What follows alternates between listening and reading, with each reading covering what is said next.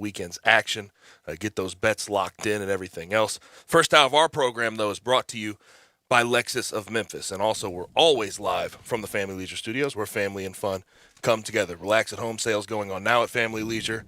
Figure it out. Get out there. They have a great selection of spas, saunas, patio furniture. Family Leisure, 2120 Witten Road, just north of I-40. Again, where family and fun come together. If you want to join the show, AutoZone listener line, 901-360-8255. Again, 901-360-8255. Send in your text there about anything we talk about. And also watch us live and message us on Twitter, YouTube, Facebook, Twitch, and at sports56whbq.com. But time to bring in Brett Norsworthy. Brett, it looked like you had some fun last night, and it looks like it's going to be a good weekend in Oxford.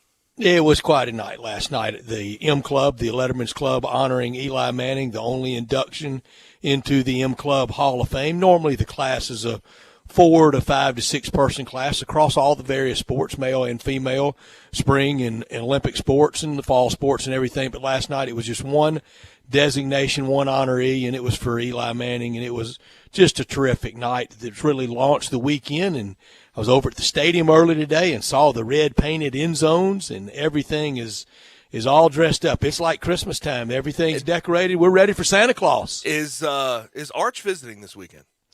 Arch will be here tomorrow. Okay. He's playing on national TV right. tonight. Yes, he is. Late, and then I think they're all making their way into Oxford at some point tonight into tomorrow. How about a perfect weekend for him to visit? Manning painted in the end zones. It's a big Uncle weekend. Eli getting his recognition. And Granddad just busting with pride. Right.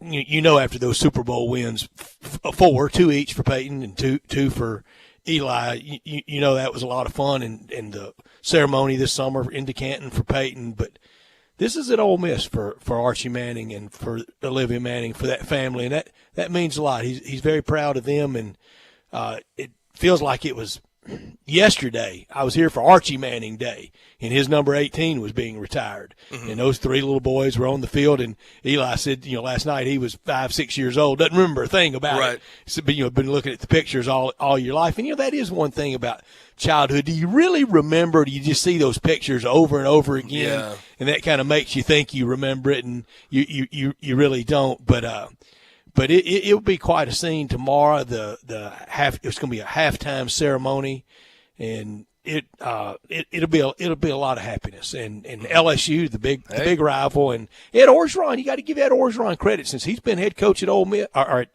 LSU. He's 5-0 against Ole Miss, and last year was the only close one. It's an 18-point per game average margin of victory for him, and that's with the 5-pointer last year. So the other 4 have been pastings. So Matt Corral, correct me if I'm wrong, is going to suit up and going to effort it and play.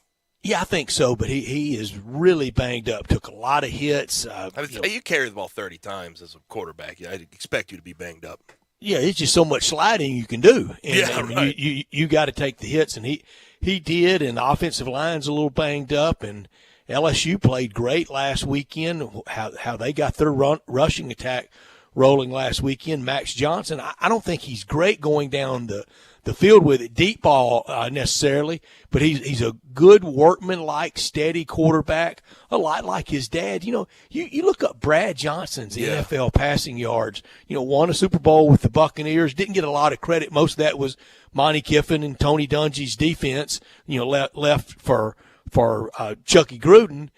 But Brad Johnson ended up throwing for about 29,000 yards in the NFL. Right. And was the second best basketball quarterback player ever at Florida State. Mm-hmm. Charlie Ward was number 1. I've seen some of the clips of Brad Johnson. Very athletic guy.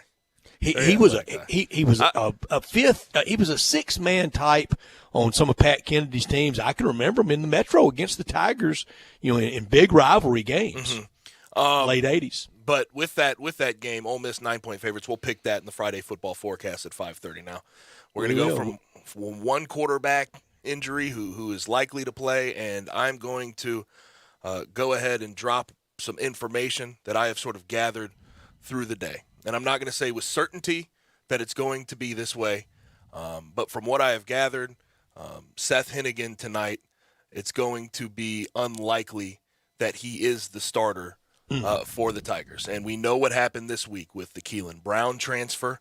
That is a very, very thin quarterback room at this moment. Peter Parrish is likely going to be the starter. So we will see what happens. And it does sort of bring to the forefront, if Peter Parrish is to go down, what's the answer? I mentioned that term that I hate to mention, emergency quarterback, earlier in the week, but that is the truth of it. Where do they turn if Peter Parrish happens to go down? Well, that's for a lot of people, but now it really is facing the Tigers.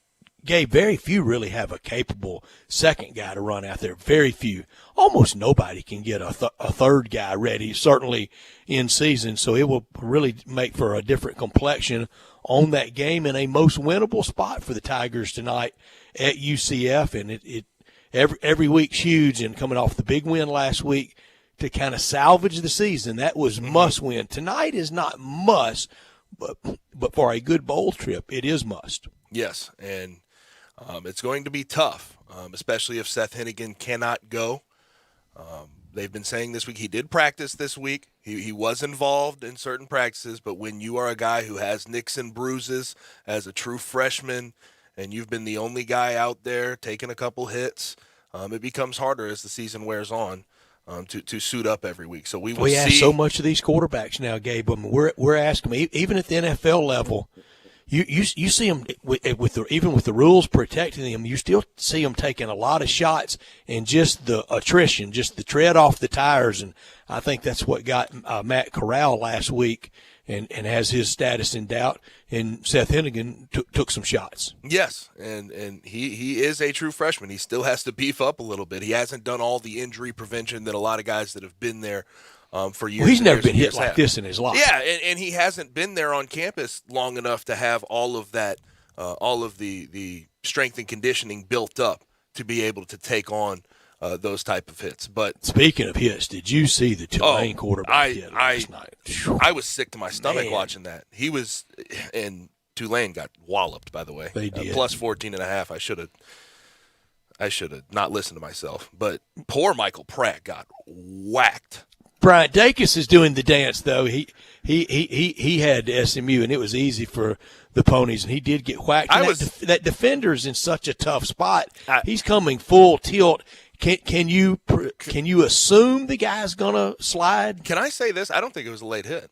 I don't either. It was a late slide, and I thought it was a good joust with the analyst and with Matt Berry, the play-by-play guy. I mean, what's the defender supposed to do? Because if Pratt bows his head and trucks him, he's not getting called for anything. I know. And I thought Michael Pratt should have protected himself on that. Lower the shoulder on that one. It was too late. Quicker. Right? And it was toward the end of the game. You had to go make a play. But SMU, overall in that game, proved it to me. They sure did. They were nasty. 55-26. Good kind of nasty. Yeah, Tanner Mordecai, 427 yards, 3 TDs. He just keeps going. But they have weapons, Brett. They do. They have Danny Gray, Grant Calcaterra, that tight end who's been there forever, Reggie Roberson, who's a transfer, Rashee Rice. They have a bunch of guys on the outside. That's going to be a big test when the Tigers get to that game. And it will be a big test when they play Cincinnati. Mm-hmm. Yeah. SMU and Cincinnati could meet twice. Biggest game in the AAC. No question right this second. It for sure is. So last night, NFL, college, interesting. Baseball, very interesting. NBA, very interesting. We've got it all going. We've got a lot to discuss today. You talk about that Grizzlies trip, back to back. Same building, but very different setup. They intentionally do that. A little more lighting for the Clippers, more of the theater seating for the Lakers. And the Grizzlies 1-0 heading west and start that big road trip. Huge road trip, 2 back-to-backs. We'll see how they handle it. We mentioned I expect one win out of it. You would hope they could sneak out one win, even though they are fantastic teams that they're playing. If they get 2, you start to feel pretty good about that team on their return trip back home. Since you mentioned it, Thursday night football last night. I did not. So Dearness Johnson's from USF, got to play against him in college. I did not realize this, but I went to Saints rookie minicamp when I was done with my time at Memphis, and that was my one shot as far as an NFL contract trying to get it. I didn't end up getting it. I just realized today that Dearness Johnson was the running back on the group I was running with in Saints rookie minicamp. Incredibly small world. And Dearness Johnson last night, 22 rushes, 146 yards, and a TD. Big time night. They had, and Case Keenum. Look how the reserve stepped up last night for the Browns and the difference in the game. And Gabe, we talked about it, just how the vagaries of getting your break, of the timing being right, of being at the right camp, the right or wrong injury. Hank McDowell talks about it all the time. When he was drafted by the Golden State Warriors and they called him and said, "Hey, we just drafted you," he didn't tell them, "I got a foot in a cast." Mm-hmm. They would have never taken him. He had to get well, get into camp, had some breaks, and last night he got his break, and especially at that running back position.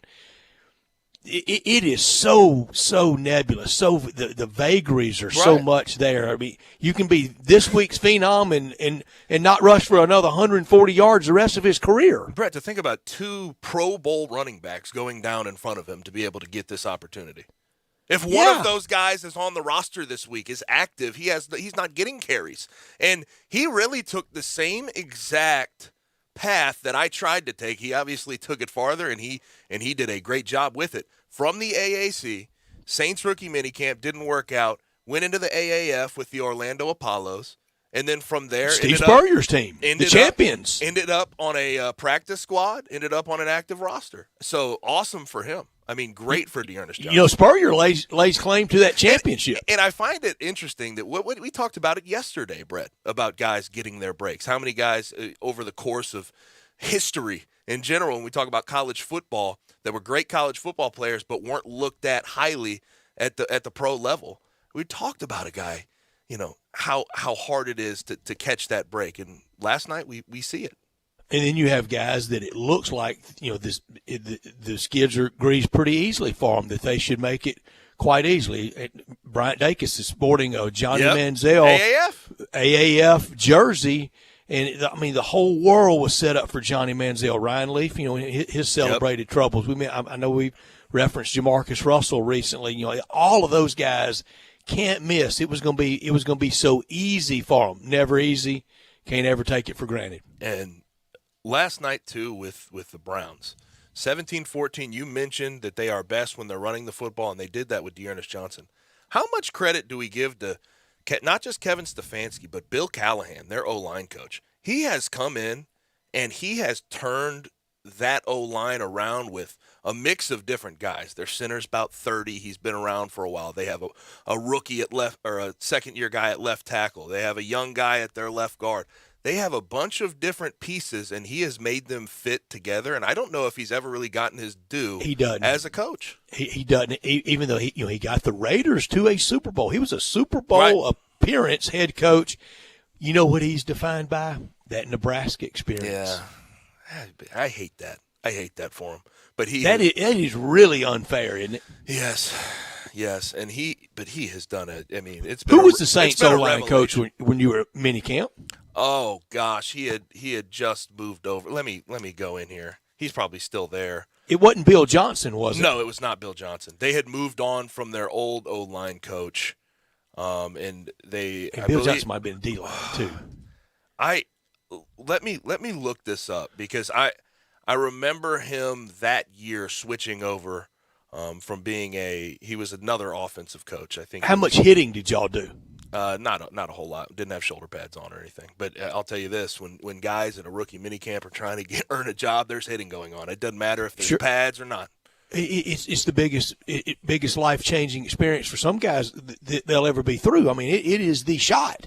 Mm-hmm. It is the chance. Yes. The only one. And that bus isn't coming back around. Right. And I got to, play with a lot of good guys there. J.T. Barrett was the quarterback for the group that I was running with, and a lot of guys that have moved on and are starting relatively to show in the NFL. Traquan Smith was there, obviously. He got drafted. That's a good story from last night. And we're just talking about it, and your brother Alex with the good dig at you on the Twitter machine. That's fun. Big old 66. Did you like the number? I did. I like 71 better. You look bigger with 71. Yeah. I like 71 better too, trust me. Because the whole numerology thing. NFL, speaking of numbers, Week 7, it continues on. Brett Norsworthy here for FanDuel and FanDuel Sportsbook. They want you to get the most out of every play. That's why they're giving everyone a $10 risk-free bet every week. All you have to do is bet a same-game parlay bet with 3 legs or more, and if your bet doesn't win, FanDuel will pay you back up to $10. Here's mine. Here's my 3-leg. Green Bay Packers money line. Take Aaron Rodgers over the passing yards and take the over 48 in the Packers game. Fast payouts, easy to use, safe and secure. That's what make FanDuel America's #1 sports book. There's no feeling like nailing a same-game parlay bet, so lock in your bet today on FanDuel Sportsbook and get up to $10 back if your bet doesn't win. New to FanDuel Sportsbook, sign up today with promo code CASH to also receive 30-1 enhanced odds on the Sunday afternoon matchup between Houston and Arizona. Win $150 on a $5 bet. That's promo code CASH so they know I sent you. Exclusively on the FanDuel Sportsbook app. Must be 21 or older and present in Tennessee. Refund issued as non-withdrawable site credit. That expires in 7 days. Max refund $10. Restrictions do apply. See terms at sportsbook.fanduel.com. Same game parlay available for multiple sports in all states on mobile and on the web. Gambling problem? Call the Tennessee Red Line at 1-800-889-9789. This hour of our show brought to you every day by Lexus of Memphis at 2600 Ridgeway and online at lexusofmemphis.com. Call them at 901-362-8833. The 2022s rolling in. Great offer still on the remaining 2021 models and always special leasing options. Driving luxury and confidence knowing that every new Lexus comes with complimentary first and second maintenance services. Stop by today at Lexus of Memphis at 2600 Ridgeway and put yourself in the driver's seat of the all-new 2021 or 2022 flagship LS500, and you'll be looking and you'll be driving in style. When you purchase a Lexus, you get top-of-the-line engineering and design, and they make for the luxury driving experience. 901-362-8833. Online at lexusofmemphis.com. Experience amazing at Lexus of Memphis. Top story of the day. Brett actually just found this out. The O-line coach that was there for the Saints during my rookie minicamp sort of stint there was Dan Rochar, and he had an assistant, Brendan Nugent. Brendan Nugent's now the official O-line coach. Rochar is the run game coordinator and tight ends coach. Now, A lot of different coaches. Yes, that's how they rotate in the NFL. My top story of the day: Tigers at UCF tonight on a Friday, ESPN2, and it's looking like we're having some quarterback issues. Seth Hennigan is banged up, got some bumps and bruises. I'm not saying with full certainty that Peter Parrish is going to start, but I think it's very likely that he does. It's absolutely something to keep an eye on. They got off the schneid last week, but how do they feel going into the bounce house? How do they play defense? We know Mike McIntyre can scheme up that Navy offense, but can he scheme up a more spread out system? Gus Malzahn has struggled this year since losing Dylan Gabriel to a broken clavicle. Can Mike McIntyre and that defense take advantage of a lowly group at this moment that doesn't have a lot of confidence? We'll see. This is the time to get UCF. My top story, Tigers tonight, Ole Miss tomorrow. A win tonight for Memphis, and the season definitely saved. And on track to something maybe even pretty darn special. Now the Seth Hennigan news that Gabe has, we'll see his status tonight. It makes it even more up in the air. For Ole Miss, every week is show me week. Every week is prove it for Ole Miss. It just is. Mm-hmm. I think some are going to be reluctant until they see win over win over win. It's don't tell me, it's show me. That's great. That's Lane Kiffin's mantra. Yep. He doesn't want a whole lot of talk. He talked a little before the talk is cheap. He talked a little before the Alabama game, didn't pan out. But now Matt Corral's availability a little bit in doubt. With him, I think it's going to be a test against LSU. Without him, it could get quite interesting. And Lane seems to regret what he said before that Alabama game. I'll say that much. He definitely regrets that. A quick note, outside of Peter Parrish, tonight, the only other quarterback on the roster for the Tigers is Hunter Holsey. He's a redshirt sophomore from Madison, Mississippi, went to Northwest Community College. So only one more quarterback on the roster. We will see what it looks like tonight, but they are certainly thin at that position. Not top story of the day. My not top story could really be a top story because I think you have mentioned it. I think this football season, this college football season has been absolutely fantastic. But I have these notes on upsets this year. Ranked teams have lost 47 times through the first 7 weeks of the season. That's the highest pace since the AP Top 25 began in 1936, Brett. So this pace that we're on as far as upsets is concerned is insane. There have been 10 FCS teams that have topped FBS teams. That's the most since 2013. The first unranked opponent to beat number one since 2008, and first unranked team to beat Nick Saban's Alabama since 2007. That was obviously A&M when they did it at the buzzer. There have been 21 members of the preseason AP Top 25 that have lost games. 14 of them, 14 of the preseason AP Top 25 are out of the polls completely, Brett. Gabe, and please, and I know you will, remember that next August when that first AP poll comes out, and in 10 August when old Brett's long gone. And, Bryant, y'all remember it. All that hue and cry about the preseason polls, they don't mean diddly. Nothing. You got to play this season. It's just something to talk about. And this August, and I fell prey to it this August. I did. Well, you know, we know who's going to be around at the end. We know the 4 teams. It's going to be Clemson, Alabama. Nope. No, we don't know. Look, much as I love SEC Media Days, we rarely get it right at SEC Media Days. Rarely. Preseason polls are just that. They're preseason. They're before anything has happened. That's why you play the games. It's just fool's gold. We're on a tear right now, though, as far as upsets are concerned, and I absolutely love it. We always talk about parity in college football, and we have it this year. Embrace it. Amen. Way to go, Big 71. My not top story, baseball will decide the World Series participants by the time we reassemble on Monday. Tonight, Game 6 in Houston. The Astros can close out Boston. Game 7, if necessary, tomorrow night. Game 6 in rockin' Atlanta for the Dodgers at Braves. Game 7 would be Sunday night if necessary. You know what that means? No more afternoon baseball to next April. All the afternoon baseball's done. That really makes me sad. Night baseball does it for me. I like it too, but I like just rolling through a score and seeing kind of what the pace and the vibe of an afternoon game is like. And how about no more till April? How about Chris Taylor last night turning into Prime Barry Bonds? That was something, wasn't it? Mr. October, wasn't he? 4 for 5, 3 home runs, 6 RBIs. Man, he parked them too. I mean, that lasted bad. The Braves better be careful. Just walk them. They're a little bit like the Halloween character Jason. They better kill him. Dodgers are definitely catching. Did I see heat. a Jamie Lee Curtis movie that another one's out that the guy is still alive? I'm not sure. What movie are we talking about? Halloween?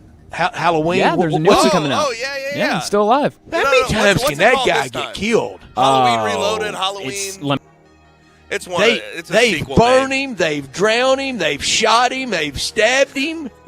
Halloween Kills is Halloween the Kills, new yes. one. We need to send him up in the space shuttle and send him out into space. I was told to watch it. I'm not into those type of movies. I watched Me the either. last one. Me either. I've never liked horror movies. Never, ever. Can't stand them. But that's Michael Myers, correct? I don't know. I couldn't tell you. I think it's Jason, Michael Myers. They're all the same thing. I don't know. Old timers in this area will remember it. Someone please hit the text line and let me know for sure. The local TV show Savard. Man, that open would scare the daylights out of me. But you are right though. The Dodgers, you got to put them out. You can't let them hang around. Jamie Lee Curtis better kill him. 17 hits last night. They look. I know good. I've watched one where they burn him up. I know the last one they burnt the house that he was in. And burnt he everything. Still Burnt the whole town down to try to kill him. If you don't literally see him die, he's alive. That's how you have to assume, right? Well, at what point do you got to take him to the morgue? But they don't want you to assume that. Yes. They want you to assume that he's dead. They want to keep being able to make these multi-million-dollar And movies. you know, look, Jamie Lee Curtis is around my age, so I think I can say this because I'm about the same way. Time hadn't been great for her. Boy, she looks old. That is our top and our not top story of the day, and we are underway. Our rundown for the day. On the other side, we're going to have Alan Bell from CBS Sportsline to talk the NFL and some gaming for the weekend. 4 o'clock, Bruce Marshall joins us from the Gold Sheet to talk about some of the college football games this weekend. 4:30, we'll break down Tigers at UCF. You won't want to miss that. 5 o'clock, Drew Barrett from ESPN Fort Smith. We'll talk SEC, and we'll get his Tiger pick and his thoughts on the game tonight. 5:30, of course, we have our First National Bank and Trust Friday football forecast. 5:45, Taco Bell Crunch Time. But coming up on the other side with us, Alan Bell. Happy Hour has a new time. Join Johnny Radio for Sports 56 Happy Hour now from 11 to 1 every weekday on Sports 56 and 98.5 FM. A good friend of mine told me about this awesome place for lunch. Oh, yeah? What's the name? Neil's Grill and Bar, where the fat man rocks. Everybody knows Neil. Where's it located? It's located in Yorkshire Square off of Quince. And what's it like? The best lunch place in Memphis. You know, like real mashed potatoes and gravy. Everything is made from scratch. Monday through Friday, daily lunch specials like Monday baked chicken, Italian Tuesday spaghetti, ravioli, Italian spinach, delicious fried catfish, fried chicken livers every Wednesday, Friday, Salisbury steak, barbecue chicken, or if you just want a vegetable plate, the best veggies in town. What about the lunch price? Meat and 2 veggies, $7.95. Meat and 3 veggies, $9.99. And veggie plate, $8.95. Big fat boy portions, man. Man, you're making me hungry. Come hear the best live local music at Neil's. Eddie Smith plays Sundays 5 to 9, Mondays karaoke, Tuesdays Debbie Jameson, Wednesdays Elmo and the Shades, Thursdays John Williams and the A440 Band at Neil's. Where the fat man rocks. Brian Elder's Roofing Solutions. I'm Brian Elder, 867-0303. Hurricane season is upon us. Is your roof ready? Are your shingles laying down and sealed properly? Call me right now, 867-0303. They say you get what you pay for. That's why my opinion is free. Maybe you've got years of life left in your roof. If so, I'll tell you that. But if I find storm damage or a compromised roof system, I'll lay out some options for you. Don't let them tell you it needs to be replaced if it only needs a repair. Call me, 867-0303. Has your insurance company already seen it and rejected your claim? Maybe they're correct. Most of the time, they're not. They do tend to become more reasonable once I get involved, though. 867-0303. I'll measure your roof from outer space or BrianElderRoofing.com. Call 867-0303. Brian Elder's Roofing Solutions. Working at Gateway Tire is not just a job, it's a profession. They're looking for career-minded people who want to advance their career in the auto industry. With 5-day work weeks, paid vacation, insurance, 401k plans, and much more, you'll enjoy their hometown approach to customer service. Come by and make Gateway Tire and Service Center the right step for your career. At Gateway Tire, we go the distance for you.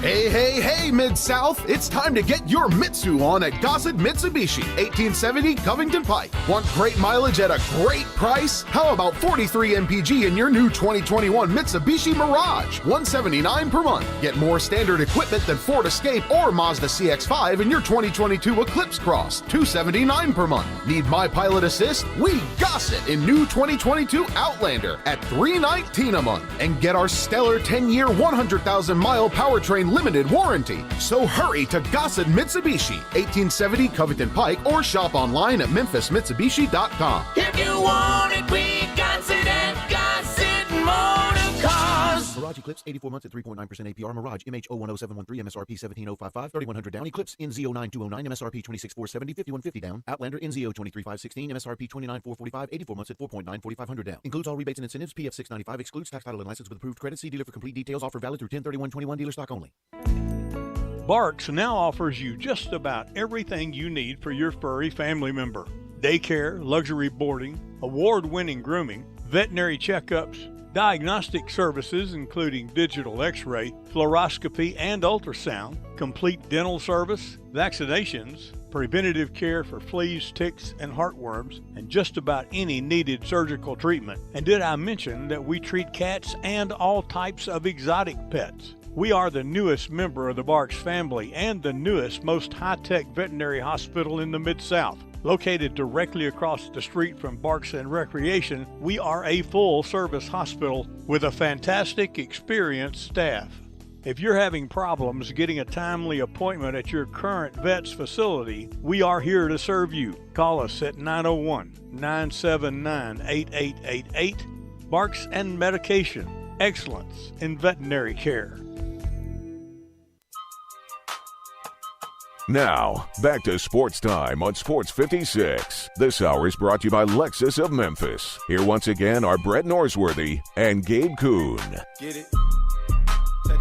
We are off and rolling on this Friday on Sports Time on Sports 56 with Gabe and Stats. Brian Dake is doing a great job with the ones and twos and producing the program. Listener line 901-360-8255. Alan Bell joins us in a second, so make sure you get in any games you want us to talk about with him. You can also watch us live and message us on Twitter, Facebook, YouTube, Twitch, and at sports56whbq.com. But as we do on a Friday, we bring in our friend from CBS Sportsline, Alan Bell, to talk some NFL and some gaming for the weekend. Alan, how's it going?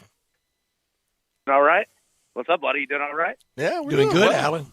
We were texting earlier, Alan, and on the face of it, I definitely would agree that you look at this college slate and maybe even some of the NFL games, there's a lot of good records against bad on Sunday, but I've heard a lot of people talk about a softer patch in the schedule this week, maybe not as scintillating. Goodness gracious, Alan, I think some people would complain if it was raining $100 bills. It's football. Buddy, I'll tell you this, man. That's the one thing that I've learned, too, is that you could hand somebody a $100 bill and they'll complain about it. Right? There's always somebody complains about something. It'd be somebody complaining that they got paid off in Powerball in coins. I still got paid off. That's a good point. I know, like, it's not, the most marquee matchups, but, I mean, there has to be a week like this, but we only get 12 of them. So, you know what? I'm not complaining. Yeah, give me some football. I'll be watching it all weekend. And I guarantee you got value circled out there. Let's start in the NFL with something you really like that maybe a lot of people aren't paying attention to. Well, there's a couple of them. All right. So first off, let me just go ahead and get it out here right out of the gate. Green Bay minus 8. You look at what the Packers have been doing. You remember when they lost in Week 1? Remember that? Yeah, they haven't lost and have covered every one of them since. Okay, and you look at we were ready to bury Aaron Rodgers in Green Bay after Week 1. Bury him. And you know what he's done the last 5 weeks? He's thrown 14 touchdowns. Yeah, 14 touchdowns, only MVP. 1 interception. And Washington, they're 0-3 against the spread this season as an underdog, and they've lost all 3 of those by double digits. They're the worst defense in the NFL in the following categories. Points per game, they allow 31. Third down defense, 58%. Passing touchdowns, 16, and they allow the most passing yards per game. If the Packers keep Aaron Rodgers upright, they'll win this one by double digits. Well. I just did a FanDuel spot a couple minutes ago, 20 minutes ago or so, and I promise you, my 3-game parlay I'm building at FanDuel this week: Packers money line, Aaron Rodgers over passing, and the over 48. Yep, I love it. There's a couple other here. I like Baltimore. I got them at -6. That line is moving against Cincinnati. Look, the Bengals are a good team. But I think that if you look at what Baltimore did last week against the Chargers, it's kind of a similar game plan in terms of how you go about playing that team. Pretty good defense, pretty good secondary, a quarterback that can chuck it. If you're ever going to bet Baltimore, it's right now in kind of this 2-3 game stretch, because they've got this offense cooking. They're multiple in terms of their passing game, their running game. I don't know if they're going to be as healthy, as they kind of are right now. I know there's issues at left tackle, but other than that, I mean, Baltimore's rolling right now. Plus, Gabe, as you know, man, anytime that you are a team at home and you have a bye week the next week, coach is going to promise you, hey, you boys go out there, hammer it down. You got a week and a half off. Yep. So, yeah, that's a big one, man. A little more motivation, yeah. Yeah, absolutely. So I like that. And then another one I like, Houston with the 18 Arizona with the 18 against the Houston Texans, because not only is Arizona just on fire right now, this game means something to J.J. Watt and DeAndre Hopkins. I got a feeling that the team's going to rally around those two guys. Oh, by the way, 18, is there a recent line that really compares to that in the NFL? Well, yeah. We had Baltimore. We had Buffalo against Houston a couple weeks ago. I think they were, 16.5, 17? They ended up winning by 26. It sounds strange, But Right. don't let these big double-digit spreads scare you off. The last 5 years in the NFL, double-digit spreads, the favorites are 58%. Mm-hmm. So, Yeah. yeah. There's a Don't reason let they're them that scare you big. I mean, there's a reason Yeah, that yeah. the I'm not numbers saying that play big. all of them, but you can find value there, man. Yeah, they have a way of trying to scare you off with that double-digit number. Now, last night Browns win, they cover. It ended at 1.5. It was 2.5. So regardless, they figured it out. But Case Keenum was in there, threw for 199. They were steady. If Baker Mayfield can't go for the rest of the year, how do you view the Browns? Well, last night he played well. He played good enough to win the game. I thought Kevin Stefanski, the head coach, did a hell of a job in terms of not putting too much on anybody, playing to people's strengths and saying, look, we got to win a 17-14 game. We'll win a 17-14 game. But, yeah, I mean, their futures and everything are going to go down because Case Keenum's not Baker Mayfield. Right. He's just not going to be able to hold up. So, yeah, I think it will certainly change things. But, if they get Nick Chubb back, if they get Kareem Hunt back, that certainly helps. And credit to the Browns on this. Look, they invested in offensive line the last few years, and buddy, yeah, seems like whoever you offensive line is important. Yeah, whoever you put in that backfield is going to run for 100 yards. Feels like. They could bring Jim Brown back out of retirement. I'll tell you, offensive line is like putting a little bit of money in a savings account or 401k or something. You're rarely upset that you invested in that. Yep, that's great. The miracle of compounding interest pays I, off with O-line. I love that take, Alan. I do too. We could honestly, we could cut off this interview right now, and that's all you needed to say. and for a guy that played center in Little League football, I'm an old O-lineman, Alan. 2 plays though, right? 2 plays. No, Little League football. I got a lot of run. High school was 2 plays. Alan Bell with us from CBS Sports and Sportsline, and every weekend his favorite thing is to say cash it in that Green Bay minus 8.5 over Washington. We can tell you love Green Bay. What happened to this Washington love affair I had in August with this D-line and then maybe even with Heineke? No way, man, they're awful. I know. It's just really surprising because they're still getting pressure on the quarterback. They're just not bringing the quarterback down. And that's almost worse because if you're going up against quarterbacks that are playing well against pressure, Teddy Bridgewater, is a quarterback historically who plays almost twice as better under pressure, especially in the NFL with quarterbacks who are mobile and can move outside of the pocket. If you bring pressure and bring that extra guy and don't get to the quarterback, well, now you've hurt yourself. And that's really what Washington has done. Couple that with their offense, Taylor Heineke, this offensive line.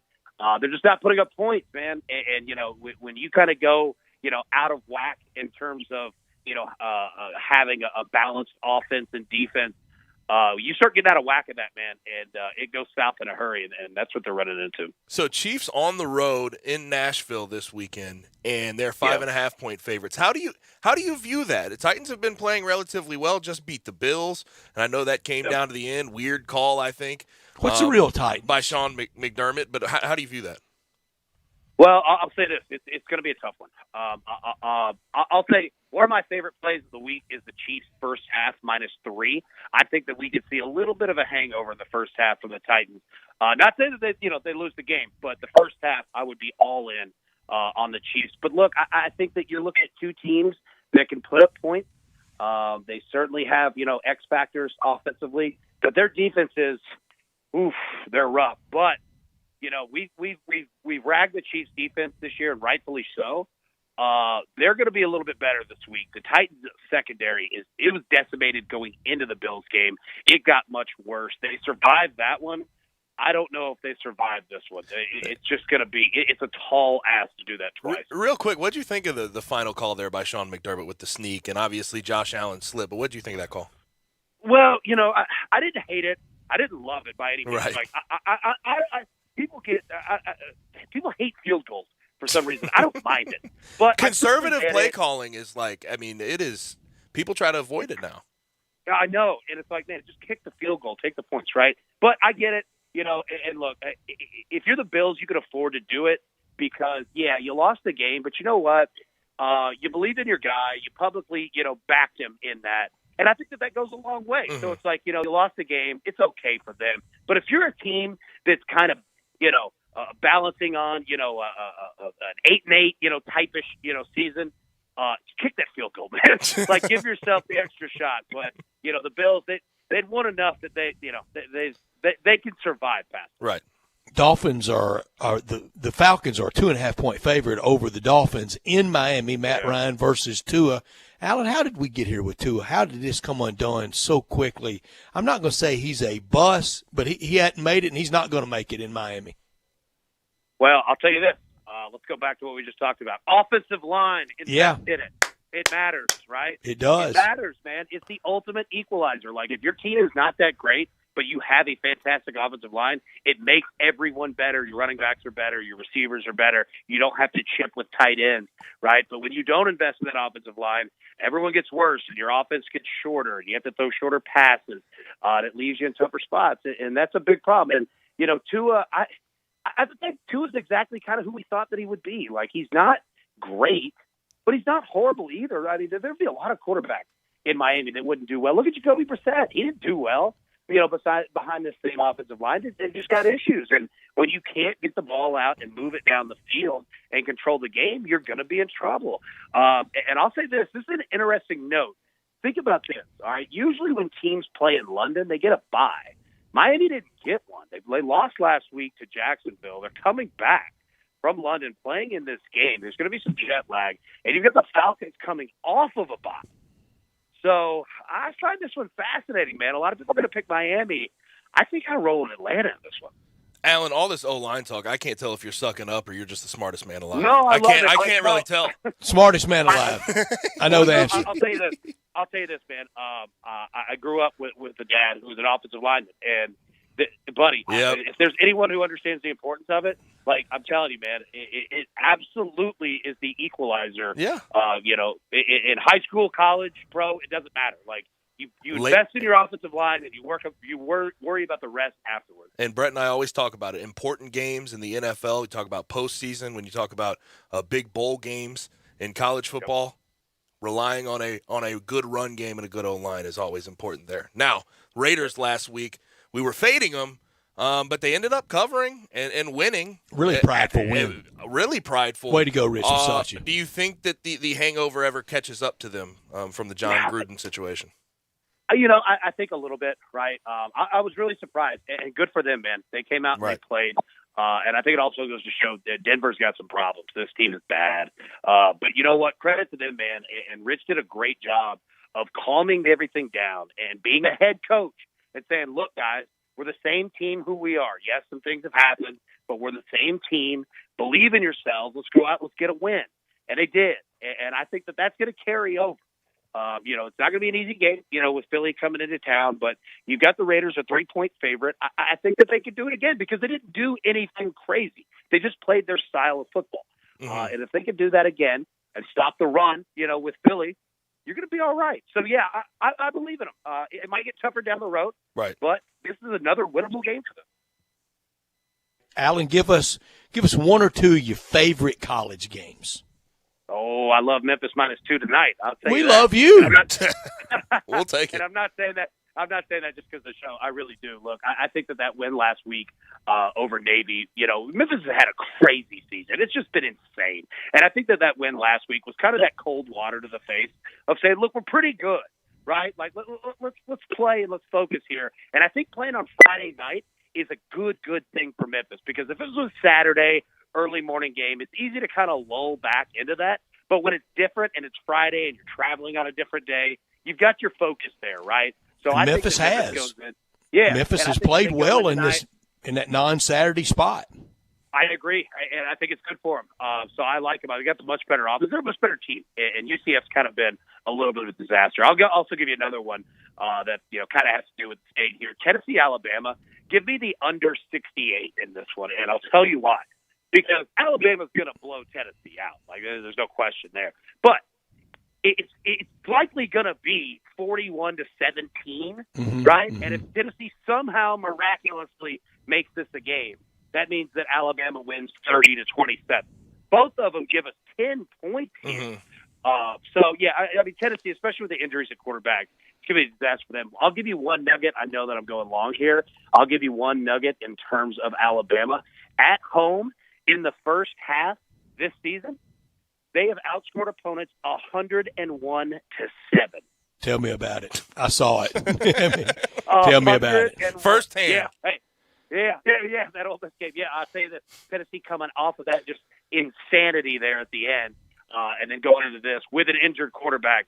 Buddy, it ain't going to be good. So it was wild on Rocky Top, Allen. It was wild. That fandom, it was terrific. I know the celebrated incident, but it was terrific. Terrific having you, Allen. Good luck this weekend, and we will be following your picks, and we'll be following your Twitter feed, and it is terrific. Thank you. Appreciate it, Allen. I appreciate it, boys. Thank you, man. You got it. Alan Bell with us every Friday at All-Star Chevrolet. The showroom is full. It's beautiful down in Olive Branch to get by All-Star Chevrolet. If you want that new Tahoe or Silverado or an All-Star Chevrolet, they have them, all the best, right there in Olive Branch where all the Chevys are. A lot of new Tahoes and new Chevys in transit, so claim yours now or order what you want today. Remember, it's not South Haven, it's not Collierville, it's not Mount Moriah or the Pike. It's got to be Olive Branch. You want a certified pre-owned Chevy, or you're looking for a specific pre-owned car or truck, ask for Kevin, ask for Jeff, ask for Drew, ask for Scott, ask for anybody on that team, and they'll find it and they'll get it here. They'll get it for you fast. If you want to sell any car, truck, or SUV, All-Star will buy it even if you owe money on it. Even if you don't buy one of theirs, they said bring your title and you'll get a check today. Come on, find new roads to All-Star Chevy in Olive Branch, or see them online all the time at allstarautogroup.com. When we come back, we prep you for the Grizzlies weekend. Got a great slate of games for them. Clippers versus Grizzlies tomorrow, and then on Sunday they will go and play the Lakers. They have a long road trip on the West Coast. We will talk about that when we come back on Sports Time on Sports 56 98.5. We are Sports 56 WHBQ. Listen to us daily on 560 AM and 98.5 FM, as well as around the world at sports56whbq.com or on the Sports 56 app. Golfers, it's time to tee it up at Edwin Watts Golf Shops for the Callaway Apex Trade-In event running now through October 31st. Bring in any of your old clubs and receive a 50% trade-in bonus towards new Apex 21 irons. The Apex, Apex Pro, and Apex DCB are designed with artificial intelligence for faster ball speeds. Swing by and get custom fit today. Edwin Watts Golf Shops, home of the 90-day satisfaction guarantee. I know I say this every year, but fall is the best time for Central Barbecue. You do say that every year. But it's true. You say that too. I do not. You say fall is the perfect time of year for Central Barbecue. Nothing goes better with baseball in the NBA than Central Barbecue. And then you get all defensive when I point it out. I do not. I don't say those things every year. You don't know everything. Oh, and you'll also point out the smell, the slow cooked Memphis-style barbecue is the smell of autumn. Well, it is. I know it is. And I know you'll try to squeeze in one more mention of Central Barbecue. Central Barbecue. See? You think you're so smart. Get in zone, AutoZone. Welcome to AutoZone. What are you working on today? If your lights seem dim, it's probably time to change them. We can help you do the job right. If you do decide to change your lights, we've got reliable replacement lights waiting for you. We've even got headlight restoration kits that can have your existing lights shining brighter. You can get whatever you need fast with our next day delivery or free same-day store pickup. Getting the job done just got easier. Restrictions apply. Get in zone, AutoZone. I got him on the line, Jeff Allen, the king of Happy at Gossett Kia South Mount Moriah. Hey folks, need a new ride that gets 41 MPG? 2021 Kia Forte, $249 a month. 2021 Kia Rio S hatchback, 41 MPG, only $258 a month. Plus a 2022 turbocharged Kia Soul, ready for that road trip at $267 a month. Plus you'll always get Kia's 10-year, 100,000-mile powertrain limited warranty program. Remember, Forte $249, Rio $258, Soul $267. And don't sell your trade till you check with us. So whether you live in Horn Lake, South Haven, Olive Branch, or Memphis, you'll be happy at Gossett Kia on Mount Moriah, 2680 Mount Moriah, or KiaMountMoriah.com. All 72 months at 2.9%, $29.99 down payment. Forte, NE 409-215, MSRP 19,335. Rio, ME 427,894, MSRP 19,755. Sold, N 7808-276, MSRP 20,615. Includes all rebates and incentives. PF 695. Must finance through Kia on low APR. Excludes tax, title, and license with approved credit. See dealer for complete details. Offer valid through 10/31/21. Dealer stock only. They say this game can take you far. Your moves can take you further. Make moves that start movements. Hennessy, spirit of the Memphis Grizzlies. Do you know one of the best things you can do for your employees or family's health? Provide Arctic Clear bottled water. Arctic Clear bottled water is your locally owned and operated bottled water provider. Arctic Clear is 100% natural spring water with free delivery and setup, dependable service, and no long-term contracts. What an easy choice. Call Jeff Manus today, 901-382-2363, or visit arctic-clear.com. Arctic Clear bottled water. Call now, 382-2363. That's 382-2363. Now, back to Sports Time on Sports 56. This hour is brought to you by Lexus of Memphis. Here once again are Brett Norsworthy and Gabe Kuhn. I've been moving calm, don't start no trouble with me. Trying to keep it peaceful is a struggle for me. Don't pull up at 6 a.m. to cuddle with me. You know how I like it when you loving on me. I don't wanna die for So the Grizzlies are 1-0 after their season opening win at home versus the Cavaliers, 132-121. John Morant was sensational in that game, but they have one of their hardest, if not their hardest, road trip of the year coming up. It starts tomorrow at the Clippers, Sunday at the Lakers. Both will be played in the Staples Center. Then they travel to Portland to play the Trailblazers. Then the Warriors, they will round out that road trip on Thursday of next week. But this weekend is going to be a huge test for this newly assembled roster, newly assembled rotation that the Grizzlies have. And, Gabe, you're going to have that grueling West Coast trip at some point. Now, I would prefer it with a healthy Dylan Brooks, and I would prefer it being this early because you're not beat down by the year yet. You're not going out there, later in the year and maybe trying to stay in playoff contention. Even if this is a total disaster and it's over, it's out of the way early. Right. Here's the thing, though, with the Clippers, there are some things about that team right this second that give you a little bit of hope. I know they went and they got Eric Bledsoe, and he actually is going to play a big role for that team this year. But they're without Kawhi Leonard for an extended period of time. He will not be playing against the Grizzlies. So I don't know how deep that team is this year. And I think the Grizzlies may stand more of a chance than a lot of people think, especially tomorrow night against the Clippers. The matchup I'm looking for, though, on Sunday, I cannot wait. I want to see John Morant go head-to-head against Russell Westbrook and see how that matchup works itself every out. time. I want to see him up against the best, up against Hall of Famers. And speaking of that, Russell Westbrook was part of the big NBA unveil last night of the 75 best players in the history of the 75 years of the league. We're not going to be able to get to it today, and it's going to be out there all year. It's 76 best players, right? Because they had a tie, I believe. So they had 76 on their. Oh, is that right? Yep, 76 players on the 75th anniversary team.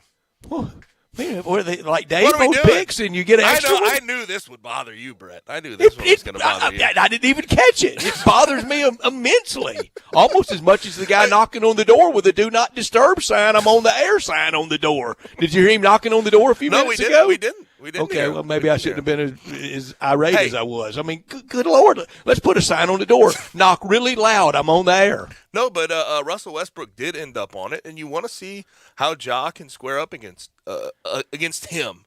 I just want to see him more than anything. I think Ja could beat anyone off the dribble offensively. I want to see him against the best defensively and how he can hold up.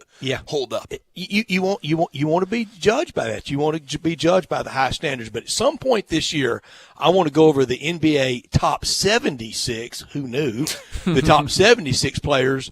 And you're going to have 5 cuts. Okay. 5 that you disagree with, and you got to add 5. It's a little bit like All-Star game snubs when people go, "Oh no, so and so should be in." Who you taking off?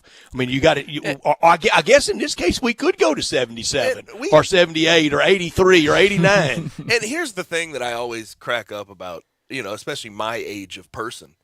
They look at this list and they look at some of these names. They go, Hal Greer couldn't hold a jockstrap of the guys nowadays. Hal Greer could. Earl Monroe. They talk about They called him the Pearl for a reason. The funny guy that not a lot of people know, especially in these. Paul Arizin. Yeah. So people always talk about, they're just not the same athlete. Paul Arizin leave it old for me. But they're not the same athlete. Dolph Shays. Yeah. Yeah, exactly. That's the one. Yeah. Well, would you rather have Dolph Shays or Kyrie Irving? Because Kyrie Irving or Zebo was an omission from the list.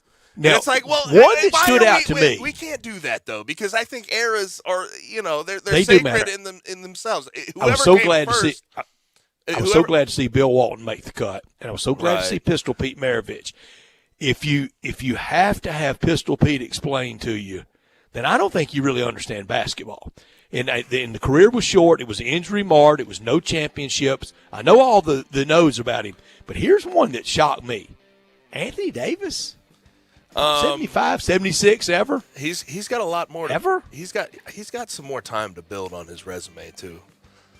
I would lean toward Anthony Davis being on there. From a talent standpoint, he's got the championship now. Been an all-star, been an all-NBA player. Now, he would be at the bottom of the list right this second because when you look at the full body of work, it's probably not near the rest of the list. But, I mean. Dennis Rodman on there, I think deservingly. All defense and rebounding. I want to ask you this. Reggie Miller? Is Reggie Miller, I know he was at his time, you're talking about three-point specialist, one of the best three-point shooters of all time, but we're going to do this all-star game week because we'll be looking for programming at week 2. Yeah, and I also find it funny. A lot of people had the discussion about Dwight Howard. I think Dwight Howard, you look at his body of work, wow.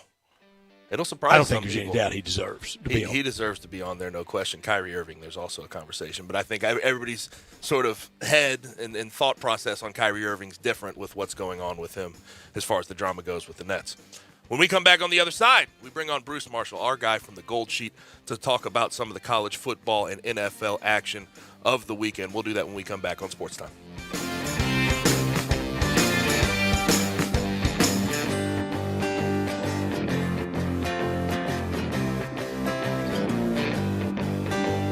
Folks, good news for bargain hunters and bandits from the Chevy Sheriff in Collierville. It's Western Trading Days at Sunrise Chevy. Lots of new Chevys and used cars in stock just in time for the Sunrise Low Price Rodeo. Check out the savings at sunrisememphis.com, and don't forget, Sunrise specializes in secondary financing. Need a good body shop? Bring it to Sunrise. We work on all makes and models. And remember, you can bring your Chevy to Sunrise for service no matter where you bought it. Buy American and buy from Sunrise. Find new roads to the Sunrise Chevy Ranch, 385 in Houston Levy and Collierville. Chevys cost less at Sunrise, partner.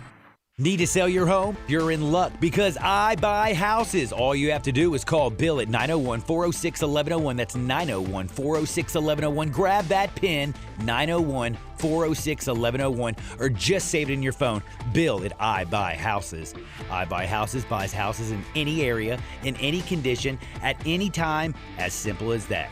I Buy Houses is guaranteed to close in 5 days. So if you need your cash fast, just call Bill at I Buy Houses, 901-406-1101.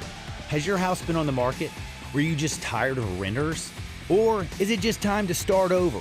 Well, avoid repairing, cleaning, painting, and prepping your house. Just pick up the phone and call Bill at 901-406-1101. That's Bill at I Buy Houses. If you're in Southwind, South Memphis, North Mississippi, North Memphis, Collierville, if you can hear this, just call my friend Bill at I Buy Houses, 901-406-1101.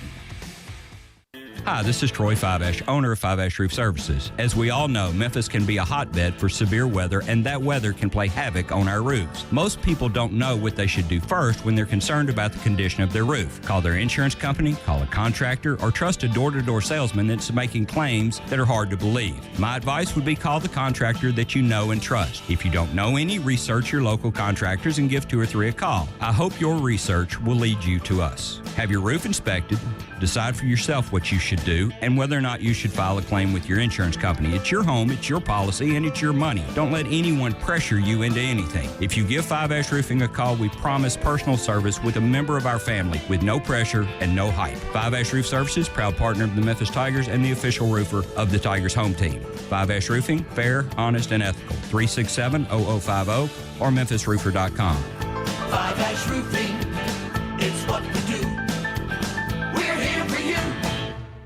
I'm Gary York. I'm the service director at Lexus of Memphis. Our service department wants to be more than just a place where you get your oil changed. We do glass repair, windshield replacement, recalibration of your camera and sonar systems, even wheel repair, tire replacement, all the things you would expect from a luxury automotive dealer. Please check out our website. You can schedule your appointment, check out our specials, hours of operation, or if you'd like to do it in person, please reach out to one of our associates at 901-271-5199.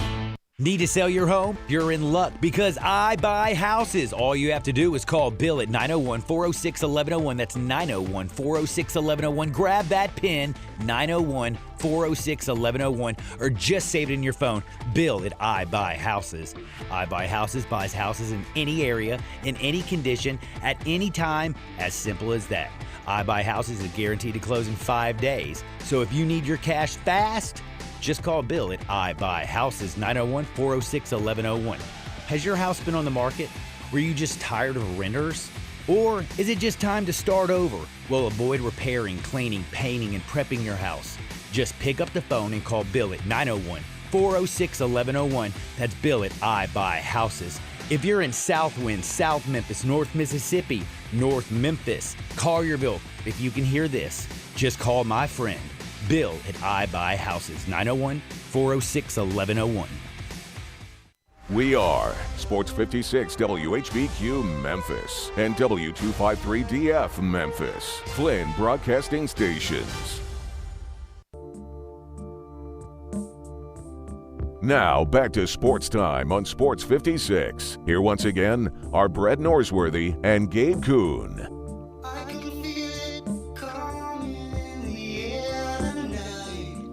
Hour number 2 is here on a Friday on Sports Time on Sports 56 with Gabe and Stats. Bryant Dacus on the ones and twos and producing the program. Listener line 901-360-8255. Send in any games you want us to talk to Bruce Marshall from the Gold Sheet about. Also, watch us live and message us on Twitter, Facebook, YouTube, Twitch, and at sports56whbq.com. But let's go ahead and bring in our friend from the Gold Sheet, Bruce Marshall. Bruce, how's it going? Hey, pretty good, Gabe. Bruce, glad to have you, and glad to have you back out of your lair in Switzerland. How was your trip? Oh, it was great. Seeing the grandbabies was great. Switzerland is something else, man. I mean, you got to see it. It's really something else. But I coming back yesterday. I mean, that's about 24 hours. Zurich, London, Houston, and then I had to get back here. So it was quite a trip yesterday. But hey, I did it. Do you have the nice seats, or do you have to sit in an upright one the whole time? I had a nice one, except the two guys in front of me put their seats back the whole way, and they weren't even leaning back in their seats. So I had to move to another seat. North British Airways, but it was fun. It was okay. Bruce, in your trips to Europe, have you ever been to the Eagle's Nest? Have you ever been to Hitler's lair? No, I have not. I have only been in Germany through Frankfurt flying. I have not gone to Germany much. That's a future trip. But I will. But was his lair in Germany or in Austria? It was in Austria. I haven't been to Austria either. Yeah, I have not been there. That's right. It was in Austria, and then later in South America, if you believe some of these things. If you believe that, he whiled away the years in Sao Paulo, didn't he, or somewhere down there? Well, somewhere in Argentina. Yeah, that's their thinking. That's one of the theories. But no, I don't believe it. I will get to Austria soon enough, because as long as my daughter and her husband live over there, we'll keep going back. We'll get to Austria sooner or later. I had a great history teacher. It said Eva Braun and Adolf Hitler died in a bunker in Berlin under the heavy influence of every drug you can imagine. Well, yeah, there's a great special. You can still look at it on Netflix called Hunting Hitler, where they really try to piece this together. And there were a lot of the Nazis, of course, escaped. I mean, they found Adolf Eichmann down in Argentina, Buenos Aires. So, I mean, there's the connections Klaus there. Barbie. It's very interesting. So, but no, I didn't do it. But you can get around. The trains are one really good thing about this, Europe, Switzerland in particular. And you go, Lugano, where we stayed, where my daughter lives, is Italy, really. It's an Italian part. That's the only part that's Italian. You go up north, it's German. And out by Geneva, then it's French. So there's a little bit of everything. But most people speak English there. That's good to know. So you can travel there and not have to worry too much, because they speak English pretty well. So, Bruce, through the first 7 weeks of this college football season, I mentioned this earlier in the show, there's been a lot of upsets. Ranked teams have lost 47 times through the first 7 weeks. That's the highest pace since the AP Top 25 began in 1936. And it always seems to happen. Last week, Purdue just mashes Iowa. Iowa never really had a chance in that game. It seems like it's the most unassuming weeks, and this week seems unassuming again. Are there any ranked teams that you look at this week that seem in trouble? Yeah, there are some. And the one thing I would say about this season, amplify on that, Gabe, imagine the bar bets you could have won in the summer if you said teams like Kentucky, Wake Forest, Baylor, Purdue, Pitt, and Texas San Antonio would all be ranked in late October, and Clemson wouldn't be. Imagine the bets you could have won. Clean sweep. Clean sweep. So, I mean, it is an odd, and every week, there are some potential upsets. I'm wondering this week where they're going to come from as much. I mean, some of these matchups, you got some big spreads. It's not an upset anymore for Clemson to lose. They're not ranked. I don't think Ohio State is going down. The one I think would be I'm going to watch. I don't think Michigan's. I think Michigan's still a little bit overrated. This is a big price against Northwestern. I respect Pat Fitzgerald a lot. It looks like Helinski finally got comfy at the controls last week against Rutgers. Pat Fitz has a great record as a road underdog. Now, I'm not sure he can win this game all outright, but I wouldn't be shocked if they give Michigan some trouble. I need to be convinced a bit more about Michigan, so that's one I would watch pretty close. So the goal sheet likes the 23.5 in the Wildcats? Absolutely. I think they're going to do it. This is a great spot for Pat Fitz. And Michigan has got Michigan State coming up next week. There could be a little bit of a look ahead there.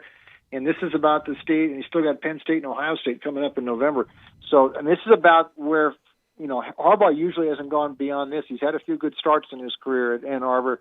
It usually, they usually lose some momentum late in the season. And I think this is a real banana peel spot for Michigan tomorrow. 6-0 Wake Forest, undefeated now, just 10 teams undefeated after Coastal Carolina loss on Wednesday night. They play the Army at West Point. Wake, a 3-point favorite. What's the goal sheet say? Well, we thought this number's dropped a bit, and at 3 we wouldn't have been liked as Army as much as earlier when it was above 3, so you're in a key number right now. We thought it'd be close, and Wake Forest probably survives this game. I'm going to update the score now to 28-24 Wake. It's not a game I'd like too much. But the best thing for Wake coming in is they have had a week off before playing Army, which is very important. If you stick Army right in the middle of the season. Wisconsin didn't last week. I mean, the Army just came in there, and Wisconsin had played the week before, and they had a hard time with Army. But Wake, I'll tell you, Sam Hartman is one of the most underrated quarterbacks in the year. I don't know how he is still a sophomore, because he seems like he's been there for like 10 years, but that's what he is. He's a sophomore, but he is a darn good quarterback. And who knows if this is the best team in the ACC. I mean, I was on Jimmy Ott this morning and down in Baton Rouge, and I said, what's going to happen? I mean, there's a scenario. Wake Forest, the ACC isn't that overwhelming. I mean, they could finish up 13-0. Is this team would they be considered a Final Four threat? I'm jumping over my skis here a bit, but that's the sort of year, like you mentioned at the start, Gabe. It's a crazy year. Maybe a team like Wake Forest makes us all think about what's happening as they keep this undefeated run going. I think they win close tomorrow up at West Point. It would be something, though, if Army sort of knocked out the ACC's last hope, last undefeated team when everybody had their sights set on Clemson, no doubt being a college football playoff team. I just think that would be poetic in itself. It would. Oklahoma, Spencer Rattler, they switched to Caleb Williams. How much has that changed the view from a handicapping sort of spot on the Oklahoma Sooners? Well, it did, Gabe, and I think, but part of that, it's Caleb Williams, and part of it was the Texas game. Something tells me that hit the ignition on this team, and maybe the quarterback switch is something. And by the way, that along with that theme you mentioned for this season, how about that one? This is the guy who was sort of the consensus favorite for the Heisman back in the summer, and now he's on the bench before we get to Halloween. Consensus NFL draft #1 quarterback off the board, too. Absolutely. So that's right along with what you say, a crazy season here. And maybe this is different. Now, they're not going to have any trouble with Kansas, obviously tomorrow, but Oklahoma is in position to get back to a Final Four again. If Wake Forest ran the table, I'm still not sure they'd get there, and that's still way out there. It's not far out there to think Oklahoma's going to run the table and be undefeated, and they will be in the Final Four. And who knows, but the way this season's going, they might end up #1 going into the into the Final Four. So, yes, they will roll Caleb Williams and sort of changes, but it was that along with how he looked in the Texas game, and something tells me that just changed everything for Oklahoma, that game against the Longhorns a couple weeks ago. Bruce, I just have an aversion to laying 38.5, though. Right, that's a big number. Yeah. Real quick, from a Heisman perspective, you hear all of the sort of chatter around Caleb Williams, and I know it's late in the season. Is that just smoke?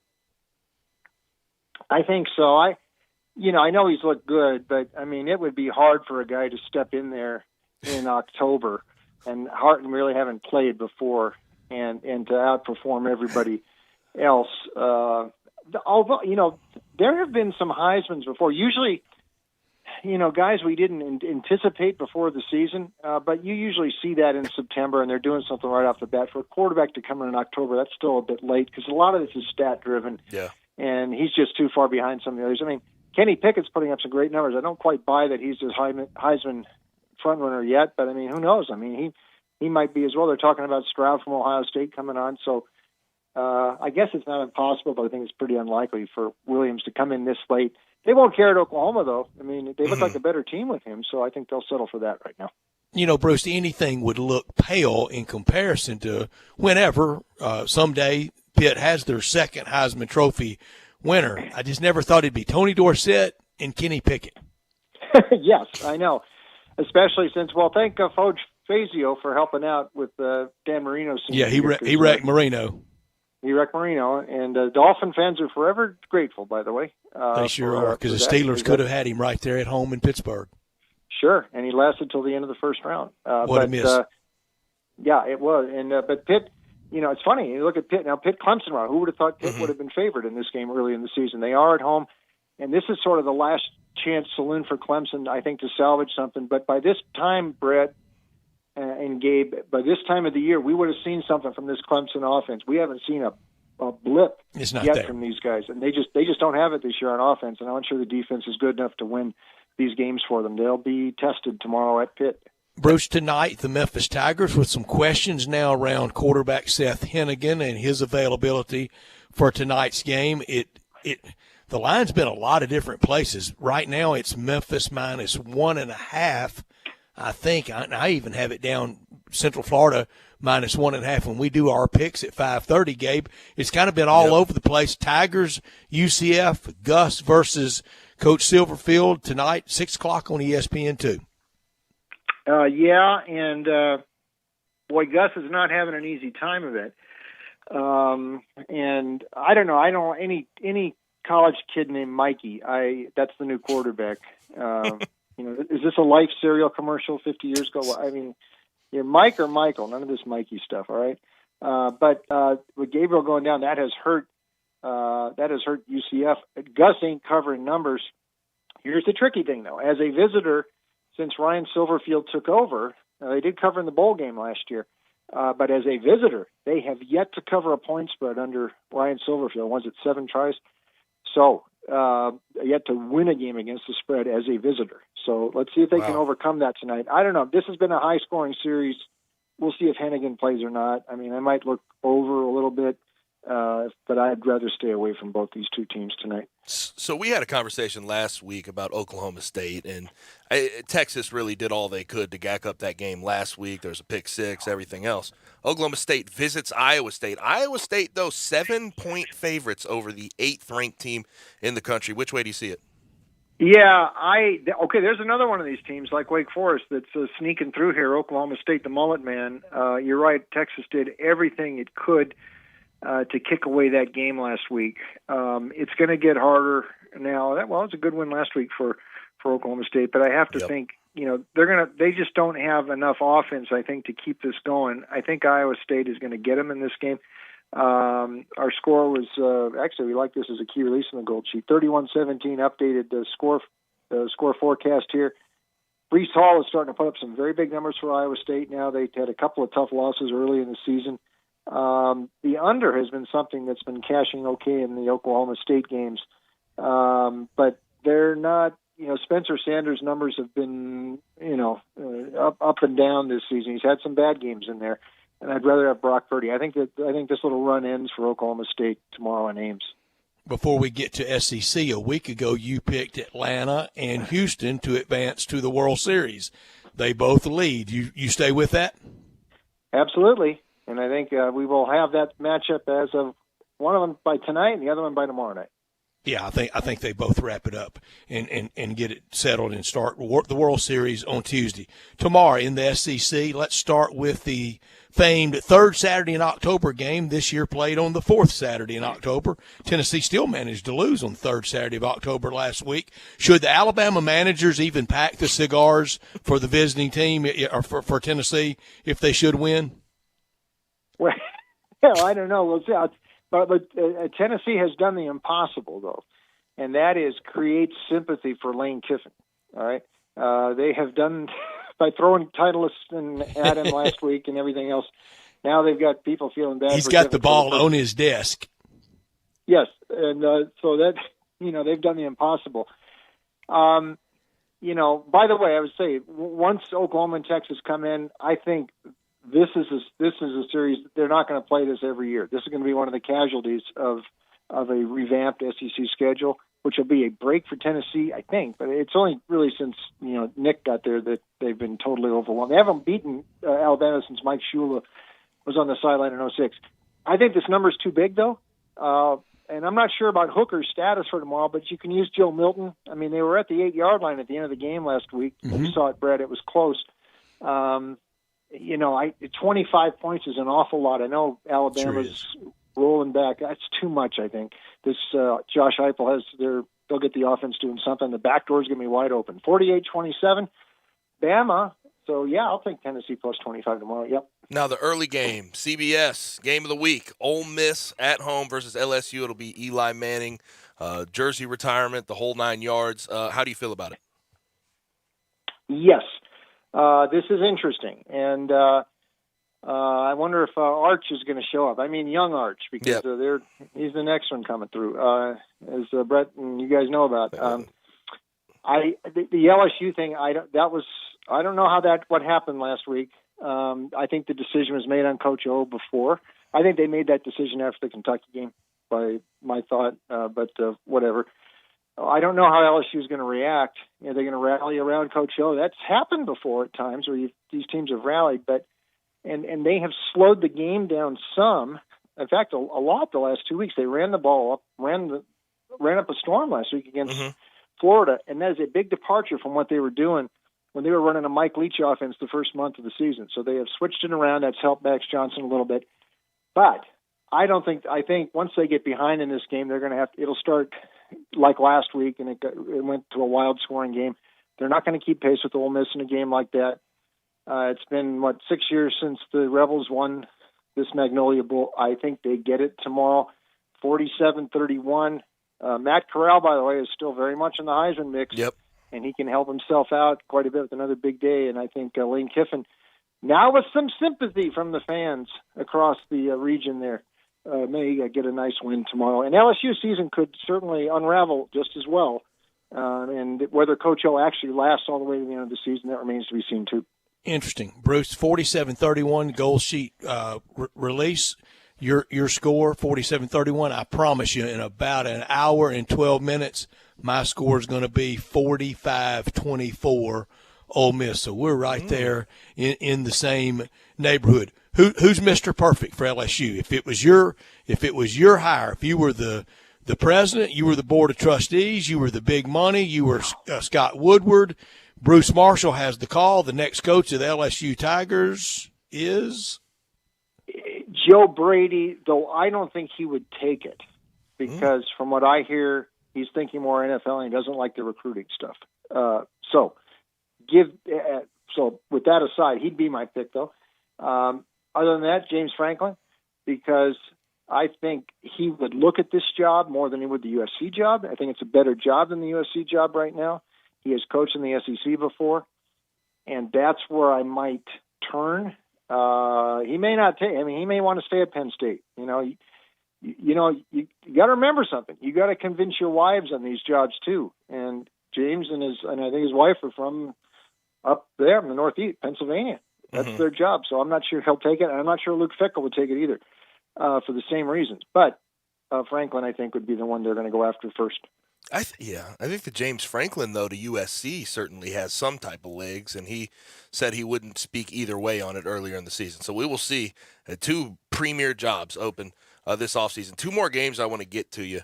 UCLA, 1-point favorites at home against Oregon. That's where College Game Day is going. That'll be the ABC game this week. Is that line weird to you, or do you think that's right on the money? No, I think it's on the money. I mean, Oregon, really. Now, I know that it's been a one-game season for Oregon, really, and I know it was a great game. But Ohio State was struggling some in September. A new quarterback, the defense was out of sorts. I mean, they were having trouble. They had trouble with Minnesota in the first game. Oregon caught them right. That's the only game Oregon has covered against the spread. I mean, look at some of these other efforts. They were in trouble against Arizona, which is a terrible team, a couple of weeks ago. Mm-hmm. They lost to Stanford. They almost lost to Cal. I mean, and we saw this last year just a couple of times. You know, USC wasn't that great last year, and that was their big, win last year. They've been oversold here. And a lot of it this year is that Ohio State game. UCLA can run the ball better with Britton Brown and Zach Charbonnet, the Michigan transfer. They're both averaging about 6.5 per carry. DTR is putting up nice numbers running and passing at quarterback. It is a better UCLA defense than Chip has had. They've had a couple of breakdowns this year. I'm not sure Oregon's going to do it. By the way, this would be for Chip. This would be a big check off his bucket list at Westwood to beat his former employer. So I think they're going to get them. UCLA 29-20. I just think they're a better team. I watched them both this year. UCLA looks the better team to me. And last college game, USC traveling to Notre Dame. Notre Dame 7-point favorites. This would normally look like a great, fantastic matchup, but USC 3-3 on the year. Obviously, the coaching issues. How do you see it? Yeah, I think USC actually might be worth a look here. I mean, we kind of like them in the gold sheet. Backing off a little bit just because we're thinking about it more, but they've had a week off. I think their season is pretty much down to this game in UCLA now. They still have, although Slovis is disappointed, Drake London is a real receiving threat. And frankly, I'm not sure how good Notre Dame is. I mean, they've had a lot of scraps this year. I mean, if Toledo darn near beat them at home. Florida State, they just don't look like a margin team to me. They've Cohn, they're not even sure about him at quarterback. They've had to pull him in recent games. This is not a great Notre Dame team. They're not as good as they were last year. And maybe USC, which is strangely played better on the road than at home, makes this thing interesting. Updated score 30-27 Notre Dame. The more I think about Notre Dame, I think they'll probably win this game, but we still like USC plus the points tomorrow. A very famous game. This is where the Kelly Green jerseys got broken out in 77. I remember it well. Let me tell you a quick story about that. When I used to be a disc jockey at Long Beach City College, I would take in my stint, sometimes I would record with my old reel-to-reel tape recorder Lindsey Nelson's recall of the games with Paul Hornung. You remember those? And that was my gig that Monday morning after the game. I played the Notre Dame highlights of Jay Case blocking the punt for the touchdown and Notre Dame scoring, and I kept replaying that my whole hour on the air as a DJ. That I devoted to Notre Dame beating USC in the green jersey game in 77. Bruce, anything you like in particular? I know it's kind of a sleepy slate in the NFL. Anything in particular you like? In the NFL, I think the Titans are worth a look. I don't know why they have to be a dog against the Chiefs. If they look like they did last week. Casey's defense has got questions. Patrick Mahomes is making a few more mistakes. Casey's laying 5. That's too many. It may be an over as well. 2 more colleges real quick. In the Mountain West, a couple of totals. Tonight, CSU, Colorado State, and Wyoming. I think 58 is too high. Under in that one, maybe Colorado State too. And in the game of the, I don't know how you can describe this. New Mexico and Wyoming could play 8 quarters. They could play for 2 weeks and not get to that total of 40.5 tomorrow. So a couple of unders. That's going to go under tomorrow in Laramie. What's the under number, Bruce? 40.5. Look at those New Mexico stats last week. And by the way, Terry Wilson, their quarterback, who we know couldn't throw from his days at Kentucky, he's out, and his backup passed for 11 yards last week. Do they still run? They run the option. 11. They run option, don't they? in New Mexico? They did it with Bob Davey there. They're not sure what they're running now. It's a little bit of nothing. Well, that would be good for an under. That'd be great for an under. Yeah, that's why the under works. Yeah. Where do we find more of you, Bruce? Thanks, Gabe. Check us out online, goldsheet.com. Hey, we've got some basketball dribbling in there now with the NBA. That'll pick up steam with college hoops in a few weeks. So basketball stuff and, of course, all the football games written up there, and our picks, my picks too, goldsheet.com. Mine are also at Vegas Insider and DonBest.com. Absolutely. Thank you, Bruce. Good luck. Okay, guys. Thank you. Good luck to Bruce Marshall from the Gold Sheet with us every Friday. At Jason's Deli, the catering, all your favorites, they have it. Whether it's breakfast, lunch, or dinner, they have a variety of delicious choices for every meal, lunch and all-day meals for groups of 5 or 5,000. Check out the most popular choices and the low delivery fees. Call the local deli for details. Any of these local locations like Park Place, Olive Branch, Poplar and Highland, and Cordova, you know them. And Jason's Deli, they like to say bringing more to the table. It's a family thing, and they bring a lot to the table. Soup, they got the group box for soup. They have all the salads, the plain Jane potato bar. They have it. Breakfast time. Start the day with the Sunshine breakfast box, the flatbread breakfast box, the hot wrap breakfast box, then into lunch, then into dinner. All the meals, all the good food, and all the food that's good for you. Sandwich boxes, the manager specials. Go to jasonsdeli.com to find out more about it. Save all the time and trouble and let Jason's Deli do all the work. They want to do all the work for you. Let them cater your special event in any way. Tonight, if you're thinking about a last second throwing something together for a high school football tailgate or band parents trying to have something special tonight, let Jason's Deli do it. Locations in Park Place, Olive Branch, Poplar and Highland, and Cordova. The commitment to variety, value, and quality ingredients means you can feel great about choosing Jason's Deli, catering for all 3 meals. Let them do the work, whether it's 5 or 5,000, for you at Jason's Deli. We will continue the college football conversation as well as break down Tigers at UCF tonight. Big Friday night matchup in the AAC on ESPN2. We'll do that when we come back on Sports Time. Hey, this is Eli Savoy. Greg Gaston and I have moved. Instead of Sports 56 middays, we are now Sports 56 mornings. That's right. Join us every morning from 7 to 10 right here on Sports 56 and 98.5 FM. AC trouble? Call Air Doctors of Memphis, 901-598-HVAC. Owner Matt Davis is a third-generation full-service air conditioning specialist. Air Doctors of Memphis services all major brands, and labor and parts are guaranteed 100%. Their yearly AC checkup is only $60. Then this year, Air Doctors is the official HVAC contractor for St. Jude Dream House. Air Doctors installed the St. Jude Dream House new Train high-efficiency equipment. Get your service from the best. AirDoctorsOfMemphis.com. Call 901-598-HVAC. I'm with Pat Donahue from the Rendezvous Shipping Kitchen. Pat, how are things downtown at the Shipping Kitchen? Thanks, Brett. Wow, what a year it's been. 2020 threw a lot of changes at us. One of them was our great Memphis customers figured out how to ship our ribs all over the country. Pat, we know you ship your ribs and shoulder all over the country. What are some of the other popular packages? One of our most popular packages that's come out in the last year or two has been the barbecue nacho box. Well, our nacho box is an all-Memphis box. It includes our pork shoulder. It includes our friends at Poncho's cheese dip. Also includes Brim's chips, Felicia Suzanne's peppers, a bottle of our barbecue sauce, a bottle of our famous seasoning, some reheating tips, wet naps, cook hats, and you can even throw in a box of Dinstall's Cashew Crunch for the sweet tooth. And Pat, this ships overnight just like the rest. Brett, it sure does. Where do we order this great food? You can get these boxes by visiting our website. Go to www.hogsfly.com. In the Alley, Mr. Charlie Virgos' Rendezvous, a family-owned restaurant in downtown Memphis since 1948. It's time to get peace of mind with Kia's 10-year, 100,000-mile powertrain limited warranty, and Gossett's got the goods to put you on the road today. 2021 Kia Forte, 41 MPG Highway, $249 a month. 2021 Kia Rio S Hatchback, 41 MPG ready to road trip at $258 a month. Get turbo power with 2022 Kia Soul, $267 a month. And they're not leases, you own them. Forte, $249, Rio, $258, Soul, $267. You want it? We Gossett at Gossett Kia, 1900 Covington Pike, or shop 24/7 at KiaCovingtonPike.com. Ask for Bobby J. He'll put you in a new Kia today. If you want it, we Gossett at Gossett Motor Cars. 72 months at 2.9%, $29.99 down payment. Forte, NE 409-215, MSRP 19,335. Rio, NE 427,894, MSRP 19,755. Sold, N 7808-276, MSRP 20,615. Includes all rebates and incentives. PF 695. Must finance through Kia on low APR. Excludes tax, title, and license with approved credit. See dealer for complete details. Offer valid through 10/31/21. Dealer stock only.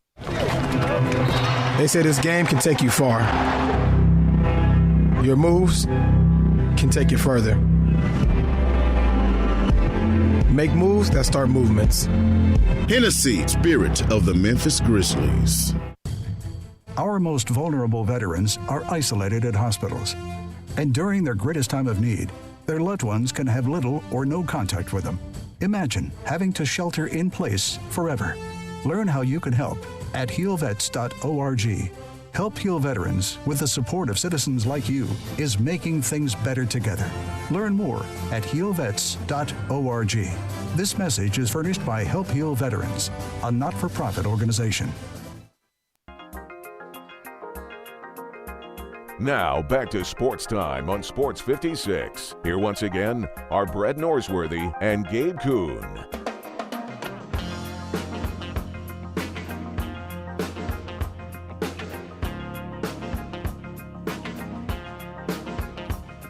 As we approach the Tigers game tonight in Orlando on ESPN2, we are still waiting for the official word of who will be starting. We'll see if Ryan Silverfield, before the game, talking to Dave Voloshin, will let that information out. But I'm telling you, based on information that I have heard and sort of the news of the day, it looks like Peter Parrish, the backup, will likely start in place of Seth Hennigan because of the bumps and bruises that Seth Hennigan has had over the course of the season, and shoulder, knee, hand, the whole 9 yards. He had to miss the end of the game against Navy. They said it was for precautionary reasons. So we will see how that works itself out. But the Tigers really need this win. 4-3, UCF's 3-3. They got their first win against UCF in a long time last year. They need to stay on those winning ways against this team. Gabe, where would you even start on a depth chart with a backup to Peter Parrish? When you look at the roster, I shouldn't even say depth chart. When you look at the roster, there's one more quarterback on the roster, and he is a walk-on, Hunter Holsey from Mississippi, went to Northwest Community College. He's a sophomore. I guess that would be the answer. Now, we've had some texts on the AutoZone text line saying the Tigers need a Lynn Bowden type guy, and maybe that's a possibility. Good idea. And maybe if one of your, and it tends to happen this way, one of your wide receivers or skill guys has played quarterback in the past, he could be the emergency.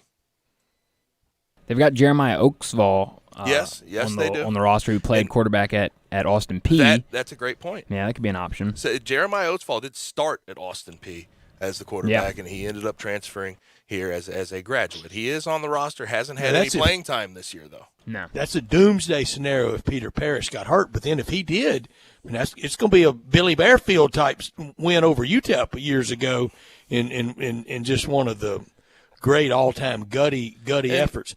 Would you put would you have some offensive package for Calvin Austin handling the football? I mean, that's something I have thought about. Right, a guy that's very fast. Now, here's the thing with him: he's been struggling with ankle sort of soreness all year. So, can he plant and run the ball that many times and take that type of pounding? We will have to see.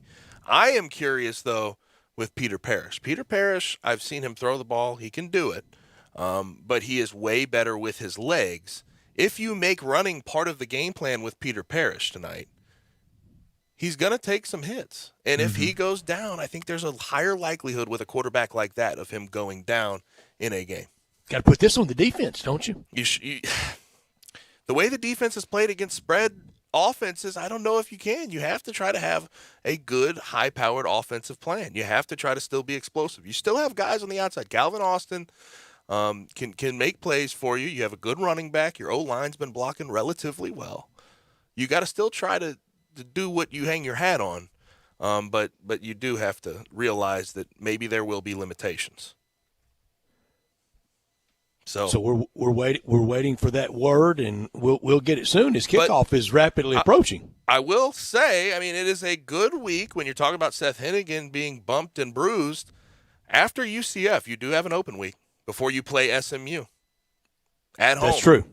In the Liberty Bowl, well, the Simmons Bank That's Liberty about Stadium. the only good news about it. That's the only thing that gives you any hope for the rest of the season, being able to get Seth Hennigan back in there.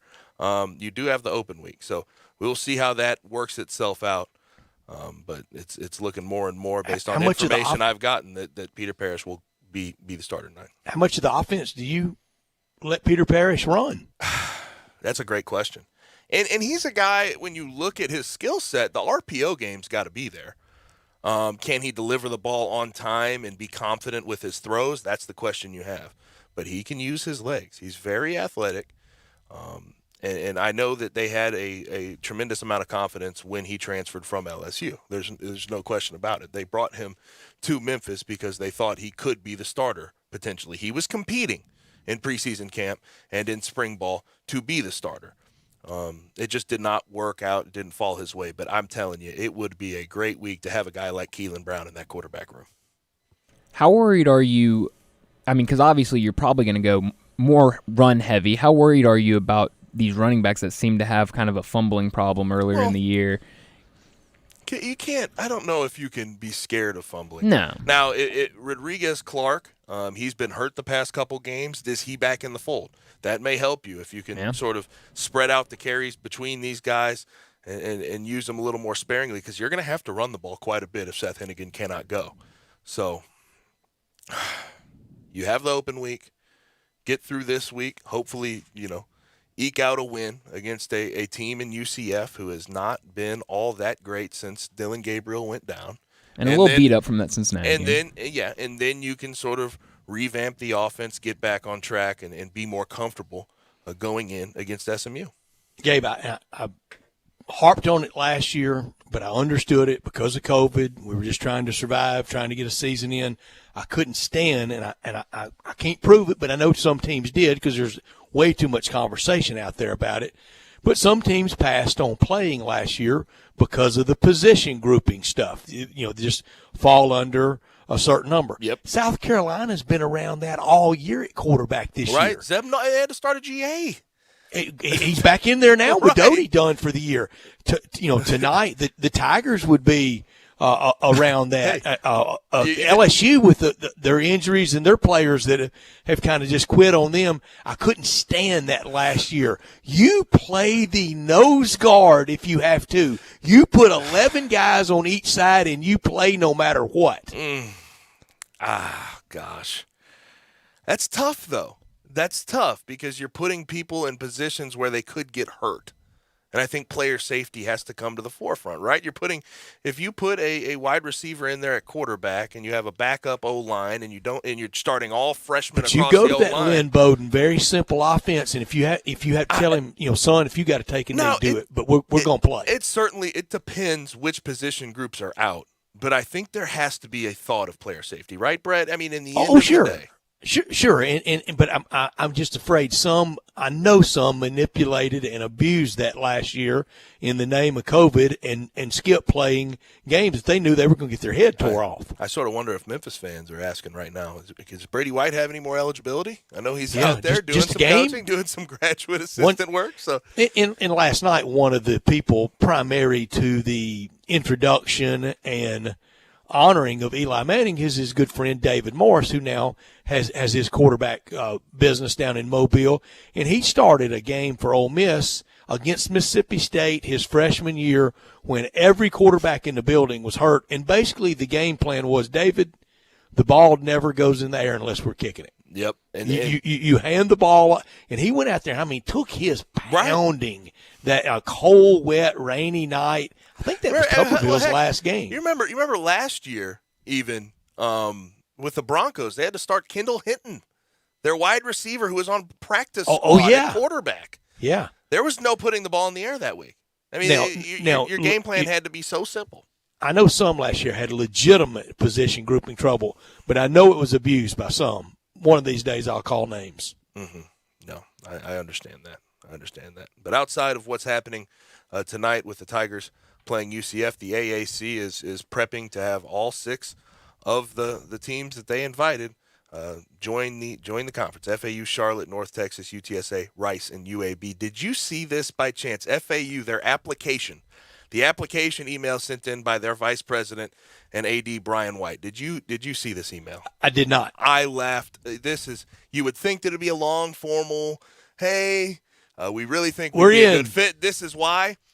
This is all he said. He sent it to Mike Oresco. Mike, please consider this email as FAU's application for membership into the American Athletic Conference. We believe that we would be an excellent fit both academically and athletically. The email address for our legal counsel is blah, blah, blah. Thank you, Brian. They're in. And they're in. That's all it took. That's their application. And I thought it was funny. Our Eli Savoy, who's on Sports 56 Mornings, it's basically the young kid in 5th grade passing the little note over to a girl. Do you like me? Yes or no? check which one. I one time passed that same note. The girl added a box and put maybe. Oh, maybe? That's not bad. That's At least one no. Yeah, I'll take better it. Than no. Yeah. Maybe's always better. Maybe. She added a box. You're not supposed to add a box. Yeah. No. She went off the grid. Honestly, just hand it back blank. That would tell me maybe, right? Yeah. It's still up in the air. Keep that until you make up your mind. Maybe's a nice stiff arm, though. She was passing the buck. She was kicking the can down the road, huh? It happens. Did she ever come around? No. It might as well be. It was tantamount to no. Also, a de facto no. In the Big 12, we talked about Oklahoma State. They've gotten up to number 8 in the AP poll. Mike Gundy got re-upped today, and he's got the 5-year rollover perpetual contract, more or less. They're going to miss him when he's gone. No, and you have said that. He's their Frank Beamer. He's their Pat Fitzgerald. Yeah. But he's been marred in a little more controversy, I'd say. I don't know if he's as goofy. well liked around the country. I still don't know what OAN is, but he got in a lot of trouble over it. Yeah, and what I was going to bring that up. OAN incident last year where he was wearing the shirt of a, I guess, far-right news outlet. Not cool, yeah. He was reduced by $1 million in 1 year, so it was a 4-year perpetual contract, and he only got $4 million a year. But he got re-upped a year later. What was the point? I mean, what was the point in the first place? He got all his cash. And he the sanctions were on himself. I don't think the school passed those down. He's self-imposed. Yeah, so I don't think the school passed those down. So he didn't deposit all the check. He got re-upped. Mike Gundy has been solid, but never overwhelmingly good there. And his teams always do it differently. This year it's been a defensive defense team. But remember a few years ago, and there was Tylan Wallace, there was Chuba Hubbard did it offensively. The quarterback from the Steelers right now, Mason Rudolph, used to throw the ball down the field, but they do it different ways every year. But Oklahoma State historically, they had Jimmy Johnson, but he got out of there as fast as he could for the U. Had Jim Stanley, late 70s, early 80s. Decent, nothing great. Pat James, decent, nothing great. I mean, Mike Gundy got there and stayed. And I don't think there's been many great offers. I know his agent tries to get him out there involved in other stuff, but he's never really been able to land him anywhere. And you think about places like Arkansas, Ole Miss, Mississippi State, Kentucky even. Kentucky may finally have theirs. They would all love to have that lifer-type guy. Where do you rank Mike Gundy? If you're talking top 20, top 30, top 10 maybe, where do you rank him when it comes to college football coaches? Well, he's not top 10. If he's top 20, it's closer to 20 than it is to 17. Certainly top 30, though? Like a lock-in top 30? Boy, that's a great one. Hey, a summertime assignment. Where would we have Mike Gundy late next June? I don't know that I'd have him top 30. I know it's kind of a high-hard one, but it's an interesting one. Would you have him top? I don't know if I'd have to go list them all out. Yeah. And there's some up-and-coming coaches that I probably like. All right, real quick, would you have him ahead of Tom Allen? I don't know that I would. He's not ahead of Kirk Ferentz. But he's not ahead of Campbell at Iowa State. Tom Allen, if we're talking full body of work, Mike Gundy's got him. He does, but if you're just talking about what you've seen on a field and what he's done with a program, I would say Tom Allen. He's not ahead of Mack Brown. He's not ahead of Duran at NC State. I'm just, I I'm sure not ahead of Dabo. But he gets paid like that. He gets paid. I mean, he's one of the top 20 highest paid coaches in the country. Yeah, he's and, making about and $5 the price of million a year. oil's not going down. Oak State's got money. Yeah, they sure do. They sure do. But he just got re-upped, 5-year rollover, perpetual contract after that OAN incident last year. He's different. It's quick. We had a short memory on the OAN incident. It was a very short memory on that. Yeah, we did. And boy, he lost the timing award. It was just at a time that was not needed. Awful. And Chuba Hubbard spoke up on it. Oh, he was right lucky in the middle to of the survive pandemic. Yeah, right during the middle of a lot of social unrest. I think OAN is. I mean, it's not a good news outlet. I will say. I don't go to him for confidently. my news. I don't go to it, but if he would have not survived, if you got fired for that, that would have been a little over the line. A lot over the line, in my opinion. But he was close. When you lose that locker room, that's how you get true. fired. That's true, but he somehow kept it. The self-imposed sanctions, he figured it out. He is wacky. I just told it recently. I've loved visiting with him at some things, and kind of a beat down guy. In what way? Just the weight of that job and constantly battling OU, and you know this year at Bedlam what it's going to be like. And you did mention that one day where he because OU just got out of Dodge. He was beat down after losing to, you said, Oklahoma one year. But I don't. Obviously, you have an expectation of winning every game you run out and play. But Oklahoma State's never going to catch up. Never. Ever. Can play 200 more years. They're not catching OU all the time. You think Bedlam should be played when OU goes SEC? Yes, I still do. I hope it will. I hope so. Wouldn't that be a great opener? Yeah, or last game of the year. Well, I don't know if the SEC would want that because I think they'll want Oklahoma maybe playing Texas. Maybe moving Texas to the last game of the year. Yeah, that is true. How about Red River last game of the year? That is true. First game of the year. That would be wild, but wouldn't you got to open or close with that game. Oklahoma and Arkansas would be a good closer with the proximity. What, Brian? Frank Bonner just announced that Seth Hennigan's out tonight. Okay, so it's official. It is officially out there. Good stuff, Gabe. Yep, it is Gabe officially out there. Hour and a half ago. 2 hours ago. Way to go, Gabe. You had it first.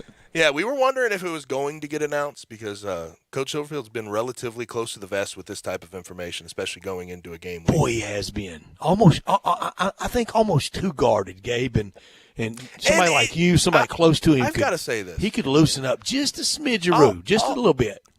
And part of it, though, I think there needs to be an understanding and be fair because last year, first year taking over the job, all the COVID-19 nonsense. Oh, he called a rough year. And I can see why he's guarded to a certain extent about that type of information because I can't imagine the amount of people. You know football coaches love to get in that foxhole, too. And I couldn't imagine But you got to have somebody in there with you. Yeah, that is very true. But the amount of people probably pestering him about the COVID-19 news and all the people that were out and then there was the news about the party bus, which may or may not have been a party bus. I'm not really sure about that information still, but it was a tough year for him, no question. He had 2 of his best players opt out. I can see why he's guarded, but I agree with you. You do have to have people in that foxhole with you. When we come back, you just heard the announcement. Seth Hennigan is out tonight, but when we come back, we're going to switch gears. We're going to talk some MLB baseball. NLCS last night, Dodgers did not close it out, not by a long shot. Gave up a lot of home runs. It was 11-2. It is now 3-2. They still have the lead. They're transitioning back to Atlanta. But tonight we have Red Sox at Astros. It's a chance for the Astros to close it out. It'll be Nathan Eovaldi versus Luis Garcia. We'll talk about that and more when we come back on Sports Time. You have opinions? Well, you gotta have an opinion. We want to hear them. Call or text us on the AutoZone listener line at 360-8255. That's the AutoZone listener line at 901-360-8255. Get in the zone, AutoZone. Did you know nearly 40% of men under 40 and over 75% of men over the age of 40 experience sexual performance concerns? At the Memphis Men's Clinic, their experienced physician performs a comprehensive evaluation that determines which specific issues may interfere with your sexual performance. These issues can vary and range from anxiety to medical issues, low testosterone, or erectile dysfunction. The Memphis Men's Clinic has evaluated hundreds of men of all ages over the years and reestablished a normal sexual life. The Memphis Men's Clinic will work aggressively to resolve issues and allow you to restore your sexual health and overall well-being. That's the Memphis way. If you're 20 years old or 90 years old, come and get cared for the Memphis way. Treatment that's based on your specific needs after a professional clinical evaluation by their experienced board-certified physician. Call the Memphis Men's Clinic today at 901-443-0475 or visit memphismensclinic.com. I know I say this every year, but fall is the best time for Central Barbecue. You do say that every year. But it's true. You say that too. I do not. You say fall is the perfect time of year for Central Barbecue. Nothing goes better with baseball in the NBA than Central Barbecue. And then you get all defensive when I point it out. I do not. I don't say those things every year. You don't know everything. Oh, and you'll also point out the smell of the slow-cooked Memphis-style barbecue is the smell of autumn. Well, it is. I know it is. And I know you'll try to squeeze in one more mention of Central Barbecue. Central Barbecue. See? You think you're so smart. The Relax at Home sale's going on now at Family Leisure. Enjoy a game of pool. How about shuffleboard with friends and family? Relieving aching muscles with full body massage chairs. They're the coolest. Chill out and watch a movie. Or the big game in style with the new theater seating. Also on sale, we got spas and saunas and patio furniture. It's the Family Leisure Relax at Home sale. Going on now, I-40 and Wynn Road, Family Leisure. Where family and fun come together. Working at Gateway Tire is not just a job, it's a profession. They're looking for career-minded people who want to advance their career in the auto industry. With 5-day work weeks, paid vacation, insurance, 401k plans, and much more, you'll enjoy their hometown approach to customer service. Come by and make Gateway Tire and Service Center the right step for your career. At Gateway Tire, we go the distance for you. Mount Moriah Auto Sales. What sets them apart? Great selection, quality, high-end to low-end cars, and low mileage. Mount Moriah Auto Sales is under new management. Ask for Emmett or Steven. Check out their great selection of cars or trucks. Choose from Dodges, Jeeps, Fords, GMCs, Infinitis, Porsches, Range Rovers, Lexus, Mercedes, BMWs, even Bentleys. Mount Moriah Auto Sales also has a great service department with 12 bays for everything from oil changes to alignment to new tires. Go to MountMoriahAutoSales.com. Pick out your like new car or truck today. Mount Moriah Auto Sales, right on the corner and right on the price. Now, back to Sports Time on Sports 56. Here once again are Brett Norsworthy and Gabe Kuhn.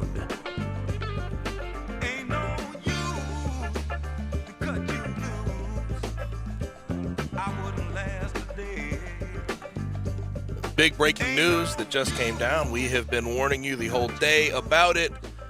But Peter Parrish will get the start in place of Seth Hennigan. Seth Hennigan will not be able to go for the Tigers tonight in Orlando in the bounce house. So the Tigers certainly at a disadvantage there. But we will see how that works itself out tonight, how much offense they'll be able to run. Now, all right, Gabe, if you were an older player on the team, like you're on the team, you're a senior, you're a captain, what do you go to Peter Parrish and say? You say, we got you. Pat him on the back. Let's do it. Take care of that man football. up. Next man up. And you have ball to, security to paramount. be fair, yes, there's no question, but that's something the coaches need to drill home. As a player, you want to try to instill confidence in the guys next to you. You don't want to have him thinking too much. You don't want to have him think that you don't have confidence in him. So I would Let say, it rip. Hey, brother, this is your opportunity. Make it happen. This is what you came here for, right? And it's a big game on a Friday night on ESPN. You're in front of the lights. First play, getting the shotgun, straight quarterback draw. This is exactly what we asked for. This is what you asked for when you came to the University of Memphis. Make it happen. So, all right, the coaching staff, how reluctant would they be to that quarterback draw? Because if he gets hurt, then you're down to – you can't be. I'll tell you that right now, Brett. I've seen the guy play. You cannot be scared to run him. You have to run him. That's how you're his strong suit. That's how you're going to make things happen with him. In the passing game, what do you call for him? Safe stuff, screens, bubbles, tunnels, smokes? I would say a lot of what they do out on the edge, get it to Calvin Austin, quick hits, and then also RPO game, where it's either hand off or throw the slant right across the middle if the linebacker sneaks up. So a lot of RPO game, a lot of short stuff. Down the field, you could take a couple shots, but you're just going to have to sort of figure that out as you go. Every team could throw more to the tight end, and every team could throw more slants. The slant's always there. Here is what's good in this situation, and it was good for Seth Hennigan being a new quarterback. You have guys who have been there, done that. Calvin Austin, Sean Dykes. You have two guys that you are very confident in throwing the ball. They will make a play on the football. But this, I would be lying to you if I said this wasn't a concern with this offense. This is, and especially if he goes down. If he goes down, you have no idea where you're turning to. I don't know if Seth Hennigan would be available in that situation, but I would imagine if he's not starting, he wouldn't be available at all. Now, in the MLB last night, Chris Taylor, prime Barry Bonds, basically. 4 for 5, 3 home runs, 6 RBIs. The Dodgers, Reginald Martinez Taylor. The Dodgers just smacked down the Braves 11-2. I don't think any they did. The Braves got out to a lead, and I thought, well, here it goes. This is champagne tonight, and then it was a pounding. Braves fans did not want to see that. That is the last way they wanted to lose. If they would have lost late and stuck in that game, I think they would be more comfortable. But to see the Dodgers get 17 hits, to start seeing things get through the infield, to see Cody Bellinger back on the horse swinging the bat the way he is. A.J. Pollock, by the way, was fantastic last night. He had 2 home runs. You do not want to see the Dodgers catch fire right now. They're not going quietly. They won't. Tonight, Red Sox at Astros, Game 6, 7 o'clock will be first pitch. Nathan Eovaldi, Luis Garcia. You think the Astros close it out tonight? I do. I think Houston will be loud, and we know the national story is going to be the cheaters have moved on. I've moved on from that. You know what, Brett? I have had many conversations about this. Yes, they cheated, but there's no question they are very talented and very good. They could win without that. They've done it because they're not doing it anymore. Yes. I think. Well, I don't know. Yeah, I don't think Dusty would allow it. And I think they probably have more eyes on them than they did at that time. Yeah. But when we come back, we talk with our friend from ESPN Fort Smith, Drew Barrett. We'll get his Tigers pick, his thoughts on that, and we'll also talk SEC and the Razorbacks on Sports Time.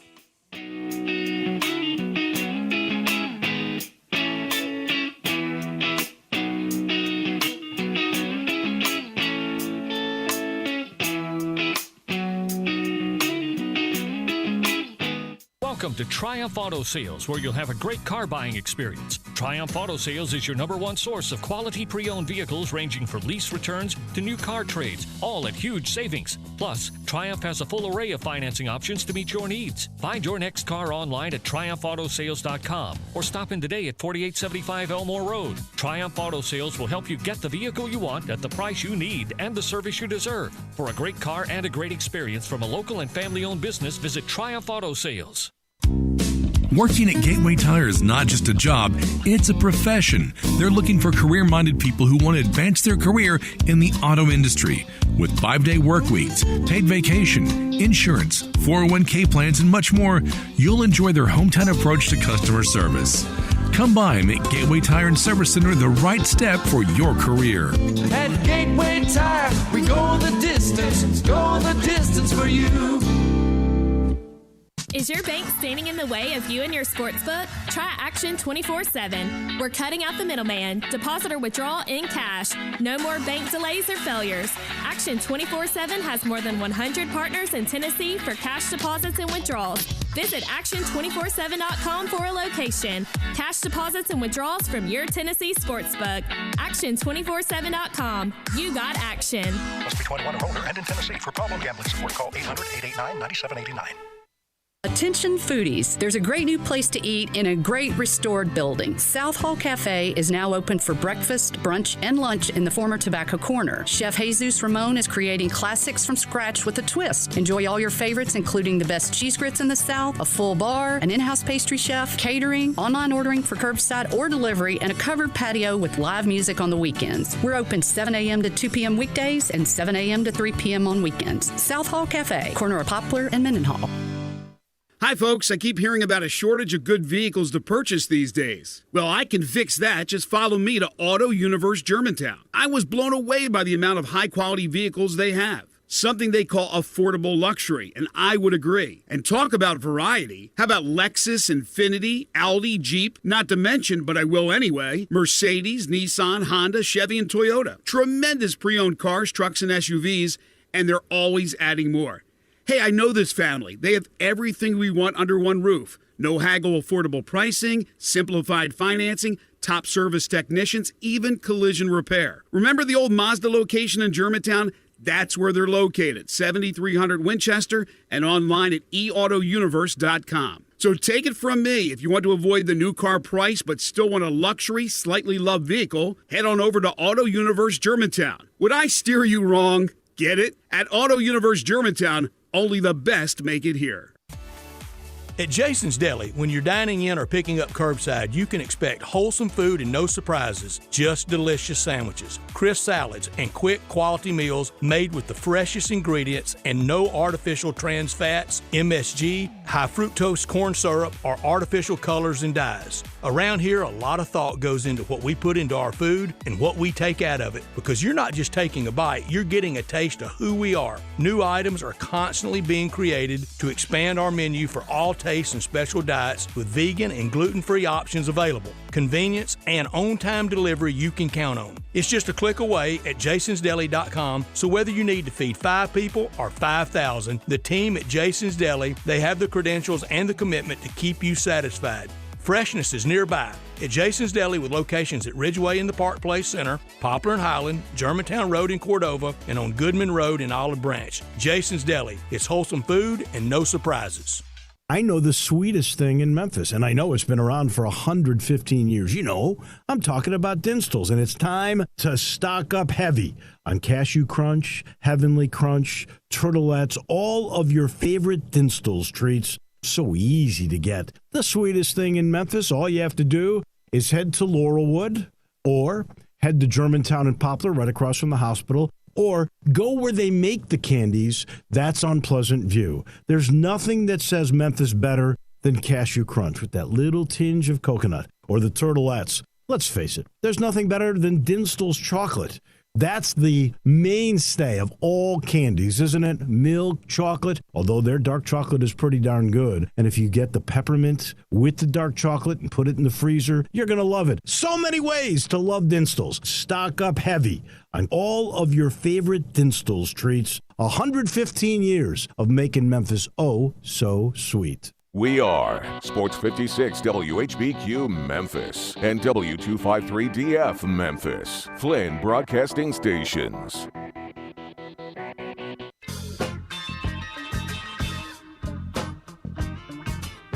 Now, back to Sports Time on Sports 56. This hour is brought to you by DeSoto Auto Sales. Here once again are Brett Norsworthy and Gabe Kuhn. Welcome back. I'm sorry, Gabe. Oh, my bad. I'm sorry. No worries. I apologize, Brett. No, final hour of a busy week. It's so busy, we're both ready to go to get this hour in, and we'll get it in. We want you to stay with us through 6 o'clock, and we have had a busy week, a fun week, and we got a lot to do in this hour, like visiting with our friend Drew Barrett from Northwest Arkansas on the SEC, and also on the Tiger News with Seth Hennigan out tonight. Gabe and Drew, both of y'all this morning early texting me with the reports of that. I love that, and we'll visit with Drew and get his thoughts on the Razorbacks resting this week. I know they're glad to get to the open date. They were the team of September, and then attrition got them. Then injuries got them. We'll visit with Drew Barrett about that coming up. Week 7 of the NFL, it continues, and I love telling about FanDuel Sportsbook. Brett Norsworthy here for FanDuel, and FanDuel Sportsbook wants you to get the most out of every play. That's why they're giving everyone a $10 risk-free bet every week. Everyone. All you have to do is bet a same-game parlay bet with 3 legs or more, and if your bet doesn't win, FanDuel will pay you back up to $10. I gave the Packers money line, Aaron Rodgers overpassing the over 48 back in the 3 o'clock hour. Here's the 5 o'clock hour three-legger. Tennessee Titans money line, Derrick Henry over the rushing yards and the under 57.5 in the game. Fast payouts, easy to use, safe and secure. It's what makes FanDuel America's #1 sports book. There's no feeling like nailing a same-game parlay bet, so lock in your bet today at FanDuel Sportsbook and get up to $10 back if your bet doesn't win. If you're new to FanDuel Sportsbook, sign up today with promo code CASH to also receive 30-1 enhanced odds on the Sunday afternoon matchup between Houston and Arizona. You can win $150 on a $5 bet. That's promo code CASH, so they know I sent you exclusively on the FanDuel Sportsbook app. Must be 21 or older and present in Tennessee. Refund issued as non-withdrawable site credit that expires in 7 days. Max refund $10. Restrictions apply. See terms at sportsbook.fanduel.com. Same game parlay. Available for multiple sports in all states on mobile and on the web. Gambling problem? Call the Tennessee Red Line at 1-800-889-9789. Our title sponsor for this hour every day is DeSoto Auto Sales down on Goodman Road in DeSoto County, where they're very proud to serve the entire area and DeSoto County at 5704 Goodman Road. Online at DeSotoAutoSales.com. All the cars test-driven, checked out thoroughly, bumper to bumper, unlimited inventory, every make, every model, and if by chance they don't have it on the lot, they'll go find that special car just for you. You'll walk into DeSoto Auto Sales, and you'll be treated like a member of their family by kind, courteous employees, laid-back atmosphere, no high-pressure sales, but they care about your time. They want you to enjoy the ultimate car experience, and they know we live in a world today that time really matters. That's why you walk in within 45 minutes, test drive a car, credit approved, paperwork completed, and you're out of there in 45 minutes or less. It's a guarantee. At DeSoto Auto Sales on Goodman Road, 662-890-7184. Come on down to DeSoto Auto Sales for that town and country experience in DeSoto County. We go to Sebastian County, Washington County, Benton County. Where are you tonight, Drew Barrett? Well, right now I'm in Washington County, just past Fayetteville, getting ready for the Battle of the Bulldogs. Fayetteville Purple Dogs versus the Red Dogs of Springdale. That's a good one. That is a good one, and there's no love lost in that one. So is the game at Fayetteville High Stadium? No, luckily we're at Springdale because just in my short time of being up here and doing high school football, I've heard multiple horror stories from visiting broadcast teams that go to Fayetteville. They stick them in the very, very old press box with holes in the ceiling, wasps swarming around and wave at you from their brand new, nice, up-to-date press box on the other side. So Fayetteville High be in Springdale tonight. Fayetteville High is an older stadium, and I mean literally from where the Razorbacks play to the Fayetteville High School Stadium, I wouldn't think more than a mile and a half max. It's got to be the closest high school stadium. Half a mile. Maybe so. Maybe it's got to be the closest high school stadium to a adjoining SEC stadium in the SEC. Oh, it definitely is. And I'm talking to some people at work this morning about the matchup, and they're asking about Fayetteville because every other town up here has multiple high schools. Fayetteville decided it's one town, one team, and it can show if you look at a roster. I kid you not, right there are 365s, 419s on the team, and I have no Don't idea do that to the broadcasters. How's the football, though? The level of football there? Oh, level of football, I mean, Big it's time. amazing. I mean, it's some of the best talent level that I've seen at the high school level. It's night in and night out. You got, guys that are definitely playing in the next level. Mm-hmm.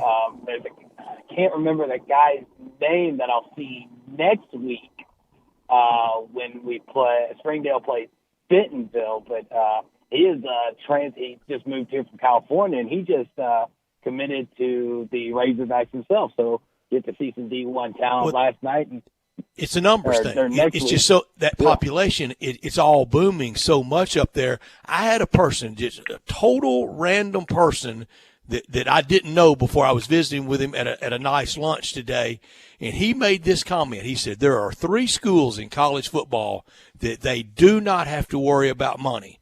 Texas speaks for itself. A&M speaks for itself. He said the third one was Arkansas. I wouldn't doubt it. I mean, this place has absolutely boomed. I mean, right, you know this, from the time that you were a student at the U of A to where it is now, you wouldn't recognize it. You wouldn't recognize the facilities. You wouldn't recognize the towns around it. I mean, these a lot of these towns, and getting into the history, especially with this being War Memorial Week down in Little Rock, everybody talking about the history, the memories, and really why these games were played there is because that's where most of the people were. That's it. Most of the people were. You couldn't get to Fayetteville.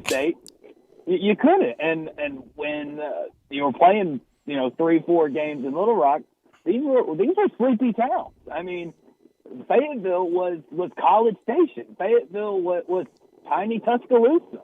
Now it really was. Is the second largest city in Arkansas, and I would not doubt if in next 10 to 15 years it's not only rivaling Little Rock in population, especially the surrounding areas when you bring in Springdale, Rogers, Bentonville, to really maybe take over as the largest populated area in the state. And if you count Fort Smith and Harrison, you would sure get there. What's the temperature of Razorback fans? That great September, a little bit sobering up in October. So far, they're going to defeat UAPB tomorrow and then get to the open date. Injuries have really set in, and depth of the roster has set in. It really has, and there's some people that might want to play the woe is me. Of course, this is going to happen to Arkansas. Injuries. I mean, Jaden Catalon, cornerstone of the defense. He's out for the rest of the year. But let's face the facts here, people. This is the SEC. Right. Injuries and playing this high level of competition, that happens to everybody. There is no woe is me, the injury bug hit us worse than everybody else, because that's just not true. I mean, look down at LSU. I mean, goodness gracious. Mm-hmm. I was shocked they were able to field a team last week, let alone beat Florida. So most people kind of the pulse of the fan is thank goodness for UAPB. Right. Thank goodness for the bye week. And I think spirits are still really high. A lot of still 4-1 talk of realistically the only loss is Alabama. Now, I'm leaning a little bit closer to 2-2, and honestly, the game that scares me the most, and besides Alabama, and it's not LSU, it's Mississippi State.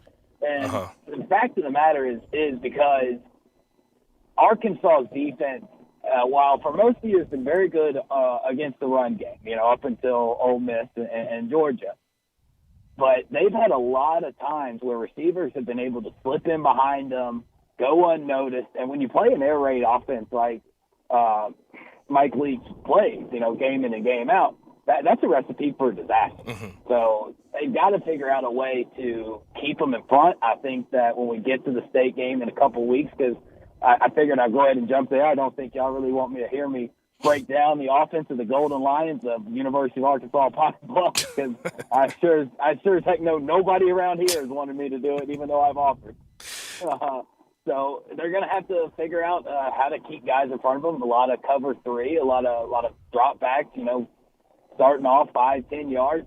I doubt they'll play a lot of press. And if they're able to do that in 2 weeks, I think you get a good start and have a great idea of how you're going to finish down the stretch. And the 3 straight losses for any fan base is going to be sobering, especially after how well they started. Mm-hmm. But what do you think is the end of the year? Obviously, they go 5-3, probably beat Arkansas Pine Bluff this weekend. Obviously, I guess nothing's a guarantee, but I think that one's just about in the bag. I mean, but the actual books have you as a minus 51.5 point favorite. Yeah, I think this is a sure. Hey, but this Arkansas Pine Bluff team is different. But say they go 5-3, what's the number as far as a win total that keeps that fan base intrigued, excited, and still sort of riding high?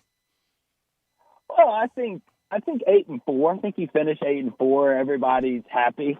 Yeah. Nobody believes that you have a shot at really beating Alabama. You kind of hope that you can compete a little bit better against the upper echelon of the SEC, better than you did against Georgia. But nobody realistically, is saying they're beating Alabama. We had a guy on try to tell us that a few weeks ago, and we laughed him off the air. And had so many people text line, get this guy off, he's terrible, he's making us look bad as a fan base, and so many other things. So nobody realistically thinks that's an actual possibility. So 8-4, I think even 7-5, mm-hmm. and from an outsider moving in, getting to know this program, And from watching it from the outside, I mean, this is a program who 2 years ago was a laughing stock of college football. I think you go 6-6 in Sam Pittman's second year, I still think that's success. I mean, yeah, a little underwhelming after you started 4-0, but just the highlights of the season. I mean, just the fact that you beat A&M and Texas in the same year, you tell anybody that back in July, you say, hey, you're going to start 4-0, you're going to beat Texas and A&M, but you're going to ultimately finish 6-6. And held hot shot Bijan Robinson to 69 yards rushing. Oh, yeah. You tell them that, they sign up for it in a heartbeat. People are making blood oaths. All right, so I think 6-6 to some people might be disappointing, especially the way that you started. But I think once off-season hits, you get a chance to really step back, reflect on how everything went. I think even 6-6 would still be a success, and that way you're going bowling, and not to maybe if Steve Earhart is listening, maybe give Drew Barrett a nice little paid vacation back to Memphis. Drew Barrett proudly accepts the Razorback Bowl invitation to the AutoZone Liberty Bowl. I will. I'll be there. I will be in part of the selection committee, the acceptance committee.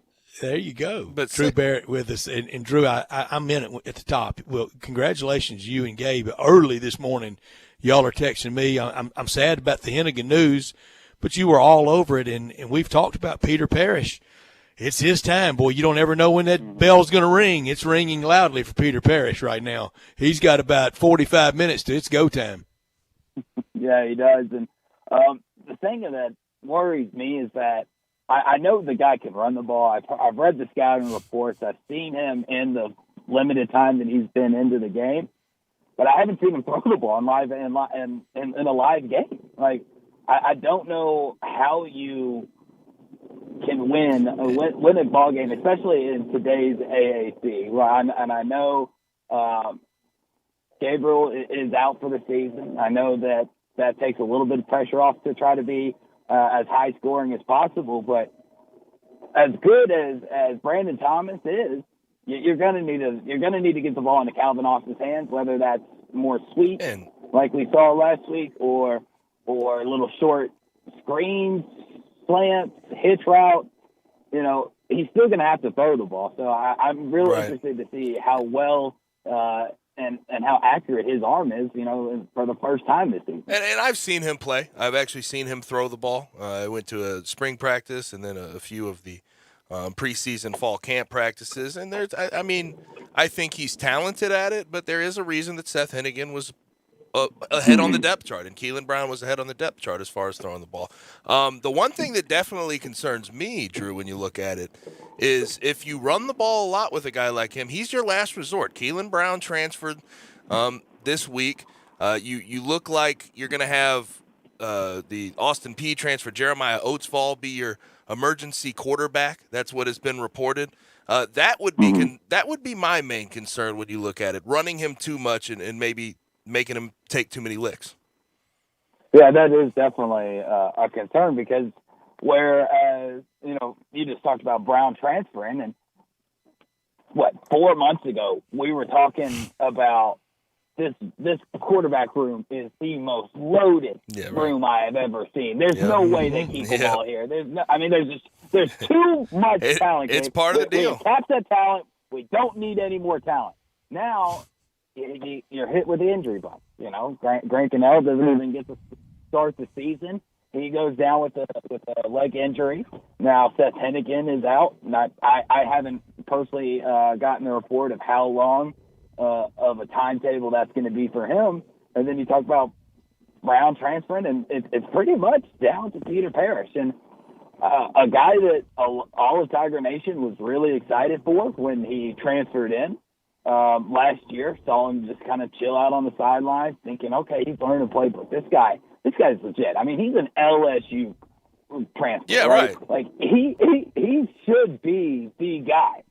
And then you start to see reports of, okay, the guy that we thought was going to be the guy is now not only getting beat out by the Arizona transfer, but the guy from high school, which we all knew Seth Hennigan was quite talented. I mean, the guy literally won a state title packed up, kissed mama Right. goodbye, and came to the university. So you don't do that if you're not talented and don't actually have aspirations of competing for a job your freshman year. Yep. But over time, I just think the image and the ceiling in a lot of people's minds, especially mine, has slowly started to drop for Peter Parrish as time has gone on. Yep. Just because if he's not playing, there's a reason why. Yeah, you didn't win the job. You didn't win the job, Exactly. and you weren't even necessarily listed as a backup. So certainly the mind has changed since he transferred.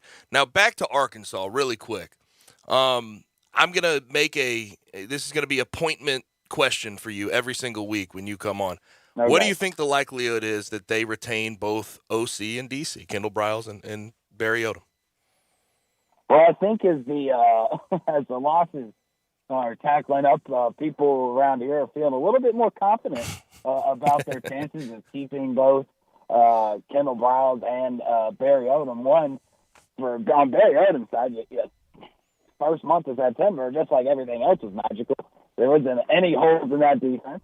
You're able to somehow whip SEC and a Big 12 offensive line with a three-man front and constantly be in the backfield. And you're thinking, oh, my goodness, this three-man front looks like there's six people out there. Yeah. God, this is a great team. And then you hit Georgia. And then even worse, you run into Ole Miss.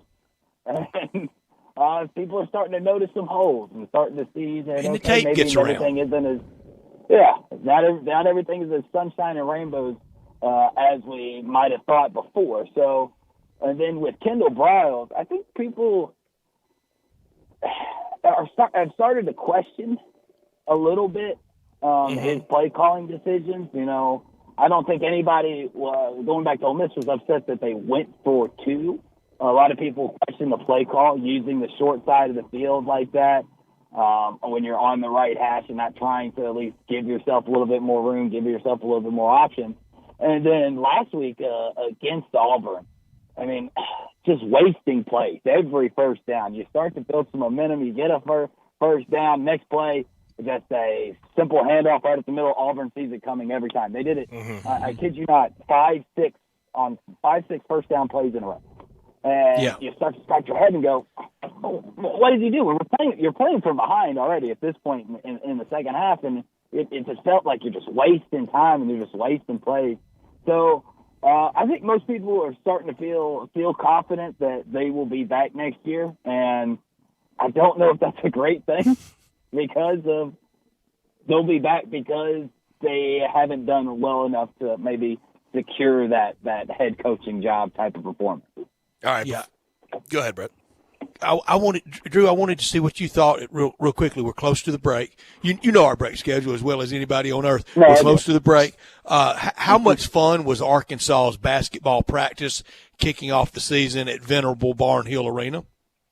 Oh, Brett, it was a lot of fun. And let me tell you what, this team the Arkansas basketball team is going to be really good. I think J.D. Nota, Devo Davis, Jalen Williams, Chris Likes, transfer from Miami, are going to be some big-time basketball players on this team. And to be in Barnhill Arena where, you watch the documentaries of 40 Minutes of Hell, and you hear the stories of Raucous Barnhill and the history of that program. It was really cool to be in there. And I know for a lot of fans, I kind of was sitting around thinking, I was like, this must be what it's like as a 27-year-old to be watching a basketball game in the Mid-South Coliseum.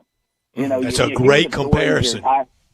You hear the stories your entire life, but you never really get to have any kind of touch of what that really felt like. Now, there's only about, I'd say 5,000-6,000 people there, a very decent crowd for Barnhill and for a glorified scrimmage.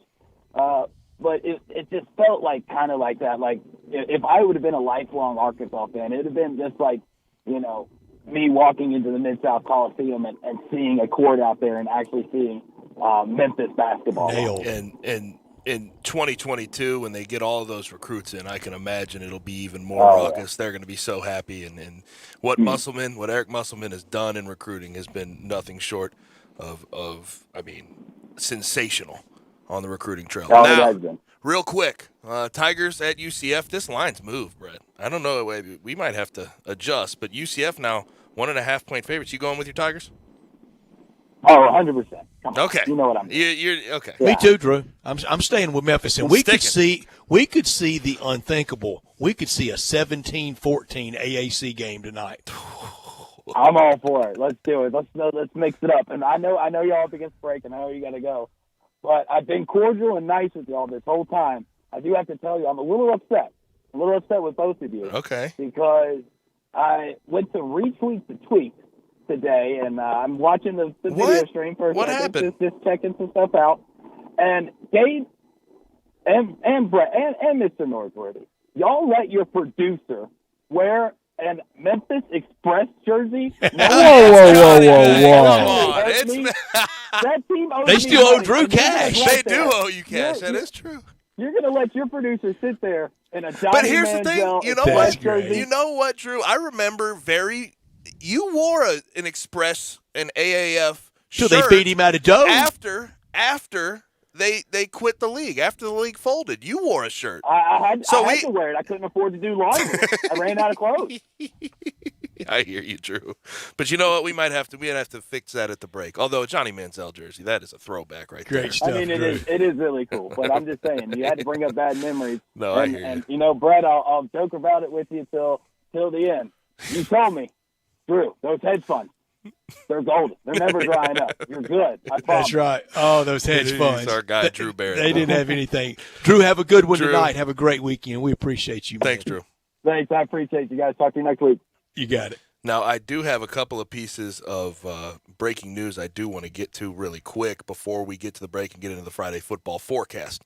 As I mentioned briefly within the interview there with Drew, Jeremiah Oatsfall is the emergency quarterback for the Tigers tonight. Also, Rodriguez Clark, who I mentioned had been hurt the past couple games, is out for tonight. He came out in street clothes. And then this is a very interesting thing coming down as far as realignment is concerned. There was a tweet earlier today about the Sun Belt and wanting to add certain teams. Let me get to it, make sure. Chris Vanini reported it from The Athletic. He said the Sun Belt was targeting Southern Miss, Marshall, Old Dominion, and James Madison. Mentioned it earlier in the week. Southern Miss has officially already accepted an invite and will be joining the Sun Belt. So maybe those other dominoes will fall. Just had to get that in before we get to the Friday football forecast on the other side. Join the voice of the Tigers, Dave Woloshin, for Wolo and Friends. Weekday mornings from 10 to 11 here on Sports 56 and 98.5 FM. I got him on the line, Jeff Allen, the king of happy at Gossett Kia South Mount Moriah. Hey folks, need a new ride that gets 41 MPG? 2021 Kia Forte, $249 a month. 2021 Kia Rio S hatchback, 41 MPG, only $258 a month. Plus a 2022 turbocharged Kia Soul, ready for that road trip at $267 a month. Plus you'll always get Kia's 10-year, 100,000-mile powertrain limited warranty program. Remember, Forte $249, Rio $258, Soul $267. And don't sell your trade till you check with us. So whether you live in Horn Lake, South Haven, Olive Branch, or Memphis, you'll be happy at Gossett Kia on Mount Moriah, 2680 Mount Moriah, or KiaMountMoriah.com. All 72 months at 2.9%, $29.99 down payment. Forte, ME 409,215, MSRP 19,335. Rio, ME 427,894, MSRP 19,755. Sold in 7,808,276, MSRP 20,615. Includes all rebates and incentives. PF 695. Must finance through Kia on low APR. Excludes tax, title, and license with approved credit. See dealer for complete details. Offer valid through 10/31/21. Dealer stock only. Working at Gateway Tire is not just a job, it's a profession. They're looking for career-minded people who want to advance their career in the auto industry. With 5-day work weeks, paid vacation, insurance, 401k plans, and much more, you'll enjoy their hometown approach to customer service. Come by and make Gateway Tire and Service Center the right step for your career. At Gateway Tire, we go the distance for you. Moving is stressful, but Black Tie Moving can take the worry out of the process. Whether you're moving across town or across country, moving your home or your office, your personal moving concierge from Black Tie Moving will work with you to design a plan that perfectly fits your budget and needs. And they're available 24/7 to answer any questions you have. Give Black Tie Moving a call at 901-316-6196 or go to blacktiemoving.com/Memphis to get your personal, no obligation quote from the moving experts at Black Tie Moving. Taqueria Express has a new location at 6290 Winchester with family deals every day. Mouth-watering chicken tacos, only 99 cents. 3 tacos with rice, beans, and fresh guacamole, only $6. And incredible signature dishes with chicken or beef chimichangas and homemade tortillas stuffed with fresh beans, rice, and cheese on top. If you're hungry, try Taqueria Express's gigantic Macho Burrito. Homemade with fresh flour tortilla, and you choose beef, chicken, pork, or shrimp. Includes beans, rice, melted cheese, lettuce, tomato, and sour cream. Fajita fans try Taqueria's delicious chicken or steak fajitas. Big enough for 2 people and only $10. If you're thirsty and want something unique, then try Taqueria drinks made from scratch, like melon and pineapple. Margaritas are buy one, get one free, and they got a little kick to them. For real Mexican food, Taqueria Express, 6290 Winchester. We'll see you guys there, and don't forget those strong margaritas. Buy one, get one free. Hey, hey, hey, Mid-South! It's time to get your Mitsu on at Gossett Mitsubishi, 1870 Covington Pike. Want great mileage at a great price? How about 43 MPG in your new 2021 Mitsubishi Mirage, $179 per month. Get more standard equipment than Ford Escape or Mazda CX-5 in your 2022 Eclipse Cross, $279 per month. Need My Pilot Assist? We Gossett in new 2022 Outlander at $319 a month. And get our stellar 10-year, 100,000-mile powertrain limited warranty. So hurry to Gossett Mitsubishi, 1870 Covington Pike, or shop online at memphismitsubishi.com. If you want it, we got it at Gossett Motor Cars. Mirage Eclipse, 84 months at 3.9% APR. Mirage MH010713, MSRP 17055, 3100 down. Eclipse NZ09209, MSRP 26470, 5150 down. Outlander NZ023516, MSRP 29445, 84 months at 4.9, 4500 down. Includes all rebates and incentives. PF 695 excludes tax, title, and license with approved credit. See dealer for complete details. Offer valid through 10/31/21. Dealer stock only. Friday football forecast from First National Bank and Trust, a division of First National Bank of Eastern Arkansas. Real estate isn't something you purchase or develop or desire. It's something you appreciate, respect, and know. With real estate, there's no gray area. You either know it or you don't. First National Bank and Trust, a proud division of First National Bank of Eastern Arkansas. They've known it since their beginning in 1886. Clients depend on First National Bank because they know real estate. Brooks Winchester, Curtis Gentry, Bill Samish, and many more can assist you in your acquisition of that hunting land, farmland, a construction project. Let First National Bank and Trust make your dreams a reality. 775 Ridge Lake Boulevard, Suite 140 in Memphis, 901-498-5763, or the office in Collierville, or online at fnbtmemphis.com. For commercial real estate, residential construction, or recreational and agriculture financing, let First National Bank and Trust help you. They're a division of First National Bank of Eastern Arkansas, where I have had an account, been a friend, and been a customer my entire life. And now proudly in West Tennessee, and they are the model of consistency, stable, secure, solid, and reliable. Our Friday football picks, they're on the way in the Memphis and UCF line. It is bounced around all over the place. ESPN2, that will be where you can catch the action coming up in about 28 minutes with a lot going on at the most important position in all of sport, quarterback. Mm-hmm. That'll change betting lines for sure. UCF now installed at -1.5. This is what I sent it to y'all on Wednesday night. Yep. So it's gone full circle. I'm going Tigers. I think Gus Malzahn off to a terrible start at UCF. I thought a terrible hire when the whole world was telling me how great it was. I knew better. If you can't win at Auburn, I don't think you can win at UCF. He couldn't win enough at Auburn. Give me the Tigers. Now, I'm not going to go full Gus defense here. But he has had some issues this year in regards to quarterback. Dylan Gabriel going down was terrible. Was terrible for him. I want to give him a little more time before I start trashing him. I don't want to give him too much credit. I hear you. I understand completely. I'm going to go Memphis 2 plus the 1.5. I think it's going to be a challenge, no question. Fee-fi-fo-fum. I smell a group lock. Let's hear it, Bryant. Give me the Tigers. Group block. Group block. And you know what? I started off terribly last night. I took both teams. We had the Cleveland-Denver game. I took Denver plus 2.5. SMU-Tulane, I took Tulane plus 14.5. I'm 0-2 already this week. Hate it for you. I'm sure you do. Well, Brian did not even a big shoulder to lean on. Big man needs a shoulder and just got rebuffed. 2:30 CBS tomorrow. Ole Miss minus 9.5 over LSU. Ed Orgeron 5-0 as the Tigers head coach when he faces the school that hired him at Ole Miss all time. LSU leads 64-40 with 4 ties. It won't be a tie tomorrow. I'm going Ole Miss. I said it an hour ago. 45-24. Rebels win and cruise to victory.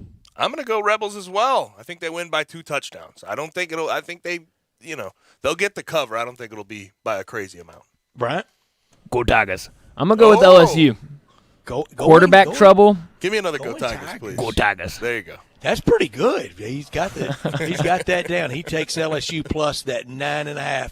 Tomorrow night, 6 o'clock, ESPN, Bama minus 25.5 over Tennessee. Coach Nick Saban has not lost to Tennessee since he's been head coach at Alabama. Alabama leads the all-time series 58-38-7, over 100,000 tomorrow night at BDS in Tuscaloosa. Bama wins by 28. They get over the 25.5.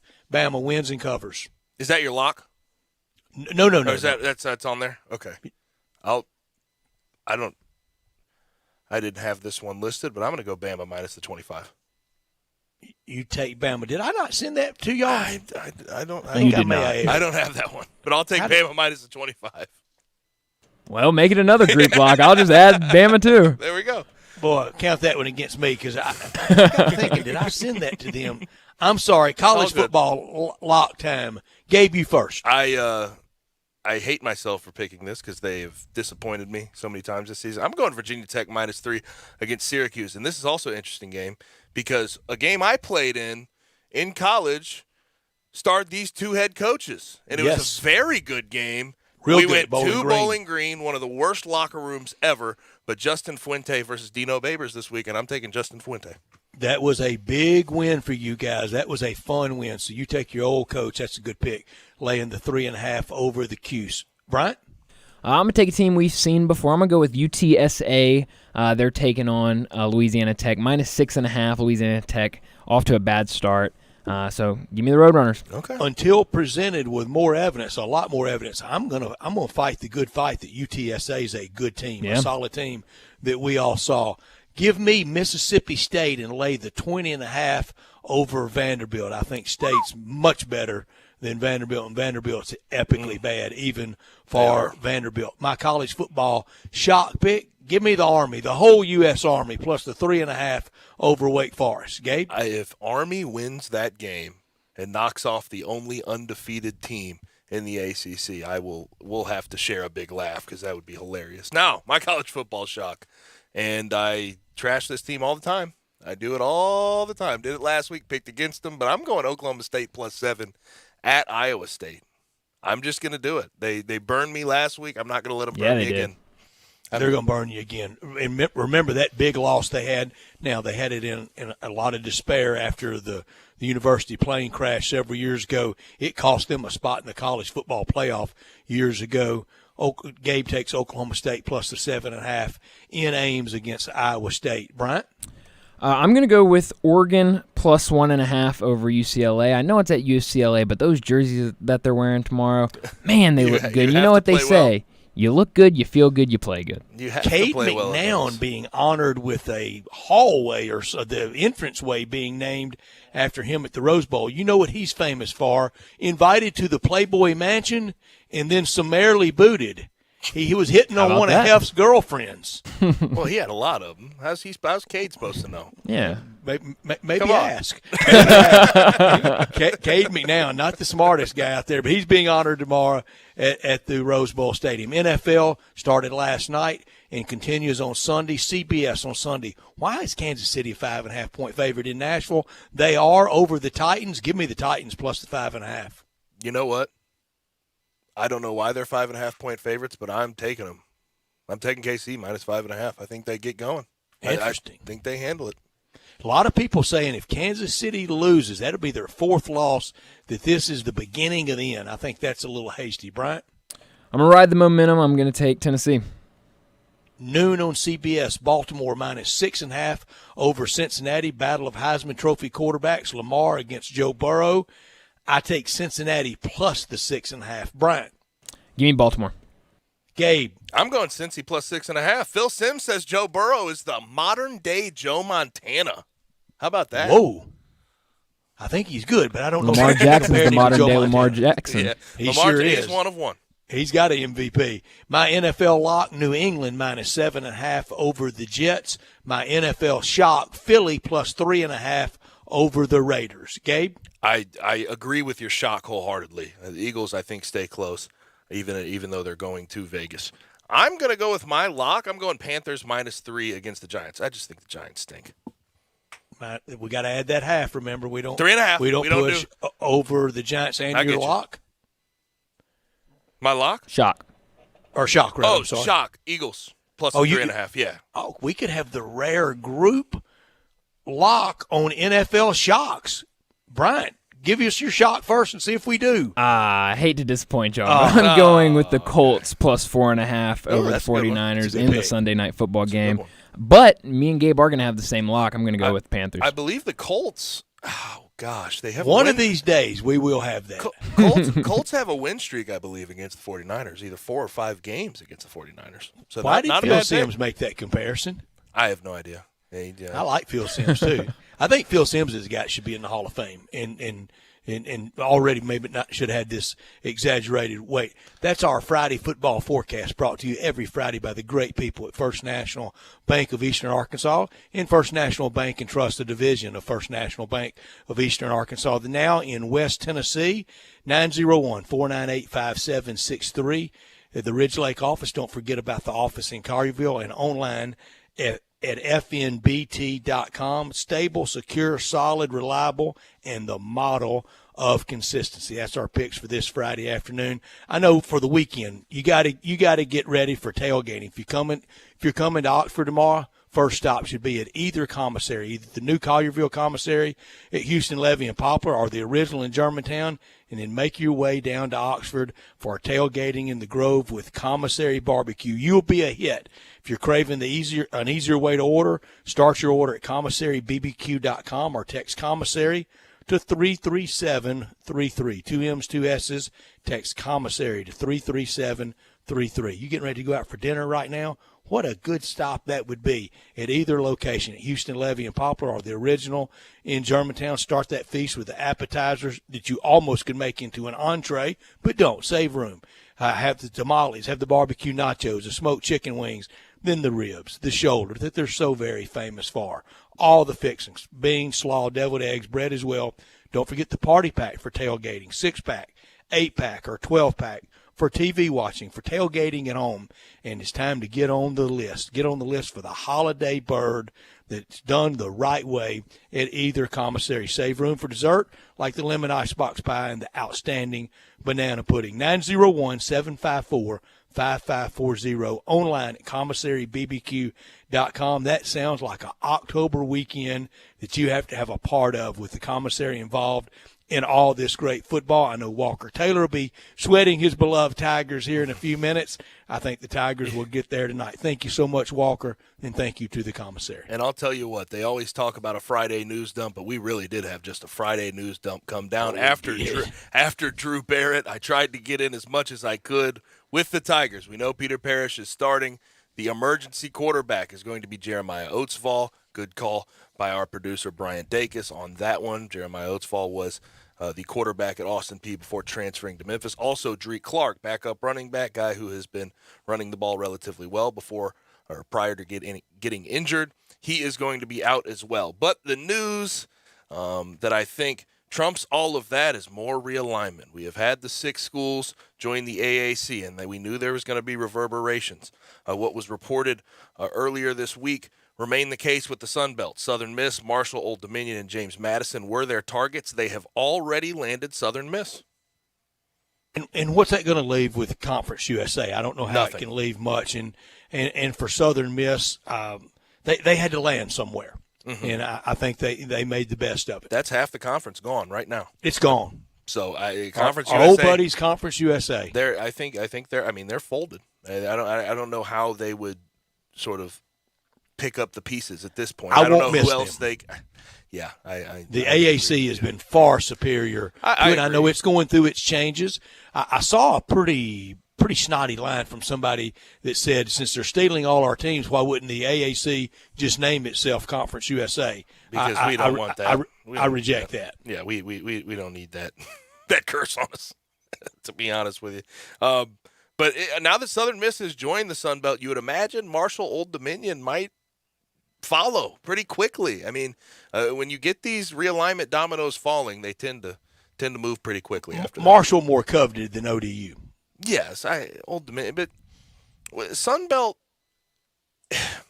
here in a couple of years, let's say the Big 12 does indeed grab Memphis, grab Boise State. Where does the Sun Belt fall in regards to Group of Five?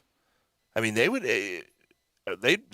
could make a pretty hard case to be right there with the Mountain West. G6, they sure could. And they have done a good job of growing, especially their football programs throughout I feel great about the past Tigers 10 years. of eventually landing in the Big 12. I do. But I did last time, too. Yes, that's what I'm saying. I feel like with Tiger fans, with media, you get your hopes up, and then it just sort of, you've been predetermined to believe. I'm having the same smart people that told me last time it was going to happen telling me this time. They can't go 0 for 2 on it, can they? I wouldn't see why they wouldn't go 0 for 2. I think last time people thought it was a done deal. People thought it was going to happen. There was no doubt. And it felt more certain last time than this time. Right. So I think a lot of people are predisposed to believe that in the end it won't happen, but hopefully it does. And I think Memphis and Boise State have to be, without question, the next one's in there, right? For sure. Absolutely. When we come back, we have gotten to the end of this show on a Friday, the end of our week. We will get to Taco Bell crunch time. Broadcasting from the Family Leisure Studio, we are Sports 56 and 98.5 FM. Tiger Nation, your 2021 NIT champion Memphis Tigers are back and ready to make a splash in the American Conference. Season tickets are on sale now. Don't miss a minute of the action with the #1 recruiting class and a brand new coaching staff with Hall of Famer Larry Brown and former NBA star Rasheed Wallace. To lock in your seats for all the action and excitement, call 901-678-2331 or visit GoTigersGoTix.com today. Need to sell your home? You're in luck because I buy houses. All you have to do is call Bill at 901-406-1101. That's 901-406-1101. Grab that PIN, 901-406-1101, or just save it in your phone. Bill at I Buy Houses. I Buy Houses buys houses in any area, in any condition, at any time, as simple as that. I Buy Houses is guaranteed to close in 5 days. So if you need your cash fast, just call Bill at I Buy Houses, 901-406-1101. Has your house been on the market? Were you just tired of renters? Or is it just time to start over? Well, avoid repairing, cleaning, painting, and prepping your house. Just pick up the phone and call Bill at 901-406-1101. That's Bill at I Buy Houses. If you're in Southwind, South Memphis, North Mississippi, North Memphis, Collierville, if you can hear this, just call my friend Bill at I Buy Houses, 901-406-1101. It's time to get peace of mind with Kia's 10-year, 100,000-mile powertrain limited warranty, and Gossett's got the goods to put you on the road today. 2021 Kia Forte, 41 MPG Highway, $249 a month. 2021 Kia Rio S Hatchback, 41 MPG, ready to road trip at $258 a month. Get turbo power with 2022 Kia Soul, $267 a month. And they're not leases, you own them. Forte, $249, Rio, $258, Soul, $267. You want it? We Gossett at Gossett Kia, 1900 Covington Pike, or shop 24/7 at KiaCovingtonPike.com. Ask for Bobby J. He'll put you in a new Kia today. If you want it, we Gossett at Gossett Motor Cars. Call 72 months at 2.9%, $29.99 down payment. Forte, ME409-215, MSRP $19,335. Rio, ME427,894, MSRP $19,755. Sold in 7808-276, MSRP $20,615. Includes all rebates and incentives. PF $695. Must finance through Kia on low APR. Excludes tax, title, and license with approved credit. See dealer for complete details. Offer valid through 10/31/21. Dealer stock only. Want to sleep better, manage pain, ease anxiety, or just feel better? Have you tried hemp? Hemp 2.0 is a locally owned and operated full-service retail hemp, CBD, and Delta 8 store in Collierville. Hemp 2.0 carries only the best and latest lines of CBD and hemp products with over 100 different brands to choose from to meet all needs. Whether you want to combat pain and inflammation, sleepless nights, arthritis pain, stress, Hemp 2.0 has something to improve your overall health and well-being. Hemp 2.0 now carries the federally legal Delta 8 that gives you an unbeatable, uplifting feel. Have questions? Come by Hemp 2.0, 3670 South Houston Levee Road, and meet with their knowledgeable staff, or visit their website, shophemp20.com. At Hemp 2.0, they provide a high-quality range of the best CBD and Delta 8 products, including edibles, topicals, tinctures, and skincare. Experience the finest all-natural products at Hemp 2.0 today. 3670 South Houston Levee Road in Collierville. Hemp 2.0. I'm with John Virgos in the alley at the world-famous Rendezvous. John, it's so good to see you. How are things at the restaurant? Brett, things in the restaurant are fine, but like all restaurateurs will tell you, things are still not back to normal. Supply chains are interrupted. One week we can't find charcoal. Another week we're short on ribs. Another week they can't find the plastic bottles to fill our sauce jars with. I've watched in awe as our fellow Memphis restaurateurs have worked their way through these past months. John, always new and exciting things at the Rendezvous. People know we have Greek salad, vegetarian red beans and rice, and vegetarian nachos. But now we have desserts. Miss Barbara of O Taste and See has individually wrapped some wonderful desserts. We have key lime pie, chess pie, chocolate chess pie, and pecan pie. Not pecan pie, pecan pie. We also have a new twist at the Rendezvous. We now have outdoor dining. It's in the side alley along the Rendezvous, not the one in the front. And depending on the weather and depending on staffing, please call ahead to make sure we're open. And we hope it becomes a mainstay here at the Rendezvous. Mr. Charlie Virgos' world-famous Rendezvous in the alley in downtown Memphis. If you need glass replaced, there's only one name you need to know: Binswanger Glass, the largest full-service glass company in the U.S. They've been an industry leader for over 145 years. For all your residential, commercial, or auto glass needs, Binswanger Glass is the name you need to know. 24-hour emergency service for all commercial customers, plus a nationwide warranty on all professionally installed glass. Visit Binswanger Glass in Midtown at 340 South Hollywood, across from the Liberty Bowl. Visit binswingerglass.com. Binswanger Glass. Now, back to Sports Time on Sports 56. Here once again are Brett Norsworthy and Gabe Kuhn.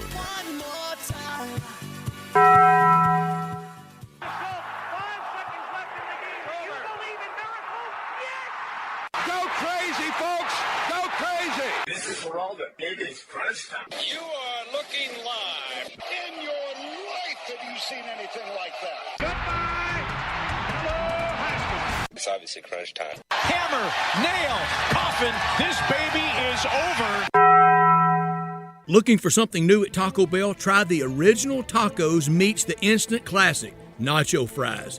There's bound to be some magic. Nacho fries are essentially building blocks for culinary imagination. Slightly seasoned, go with bold spices. Warm nacho cheese and sour cream, loaded taco fries are covered with seasoned beef, nacho cheese sauce, ranch, tomato, and shredded cheese. In short, the legend of nacho fries lives on. Brett, what I learned today is that Kawhi Leonard has dropped a hip-hop album, Culture Jam Volume 1. It dropped today. It's aimed at celebrating the unity between basketball and hip-hop. He had a song called Everything Different. It was the first single. It was dropped in May. It's from Youngboy, Never Broke Again, and Rod Wave. So NBA Youngboy is what they actually call him. No one goes by Youngboy, Never Broke Again. That's too long. But portion of the proceeds from that song went towards the Mamba and Mambacita Sports Foundation in honor of the legacies of Kobe and Gianna Bryant. And also, on this album, some of the best names in hip-hop: Lil Uzi Vert, A Boogie, Wale, NLE Choppa, who is a Memphis-based rapper. When we working it in our rotation. That's what we'll figure it out. I think Come on. I think some of the songs are great. Bryant Dacus doesn't quite agree 5 out with of me, 10. but to celebrate, Kawhi will actually host an inaugural Culture Jam Sports and Music Festival at the Shrine in Los Angeles next month. He will present educational panels on topics such as financial literacy and mental health. So I'm glad to see him drop this album, produce it, and then put all the proceeds toward good causes. Yes, sir. Let's get it out there. My what I learned, best laid plans can sometime come apart. Seth Hennigan out. Yep. Matt Corral hurting makes Memphis and Ole Miss very different to almost very average. But that's like a lot of people if you lose that quarterback. One was having a big freshman year, and one was having potentially a Heisman year. We'll see what Matt Corral can do tomorrow. What I could have done without is what we're just talking about with Seth Hennigan. He's out tonight. Peter Parrish is going to be the quarterback for the Tigers tonight, and Jeremiah Oatsfall is the emergency quarterback. Also, I could have done without Ben Simmons saying he's not mentally ready to play. I don't doubt that he's not mentally ready to play, but at the same time, he had the full offseason to figure it out. No one has figured it out. Everyone's dropped the ball. I'm tired of seeing Ben Simmons news scroll across my timeline. Could have done without Cade McNown being honored. Should be booted off forever for hitting on Hef's girlfriend. To finally get that invite to the Playboy Mansion, and you get tossed for hitting on Hef's girlfriends, you got to know better, don't you? Somebody's got to give you a heads up. You would think. And where's your best buddy? Come on, though. Three most famous houses in the country, White House, Graceland, Playboy Mansion. But let's be honest. Could you hit on anybody in the Playboy Mansion if it's up to Hef? Just ask. They're all his girlfriend. Just simply ask, are you involved with Hef? They'll all say yes, right? Do you agree the top three houses in the country, White House, Graceland, Playboy Mansion? In that order? Yeah. Yeah, I can agree with that. Going from 3 to 1, correct? All three upstairs, really cool, aren't they? Yeah, they are. But we're looking forward to a big slate of college football. Got a lot. Tigers kick off in 5 Go Tigers, minutes. the right kind of Tigers. Yes, they kick off Go in Grizz. 5 minutes. Grizzlies over the weekend. Clippers, Lakers. Make sure you watch that. NHL is still going. Bryant's cracking. My Blues are in action. Gotta love it. Over the weekend on 560 AM, 98.5 FM, we have Ole Miss starting at 12:30 versus LSU. Sunday, Philly at Las Vegas at 3. Indy at San Fran at 7. Monday Night Football, New Orleans at Seattle at 7 as well. But that's all we have for today. Thank you to Alan Bell. Thank you to Bruce Marshall and Drew Barrett for joining. Thanks to you for listening all week and joining the show. Have a good weekend. We'll holler at you at 3 on Monday.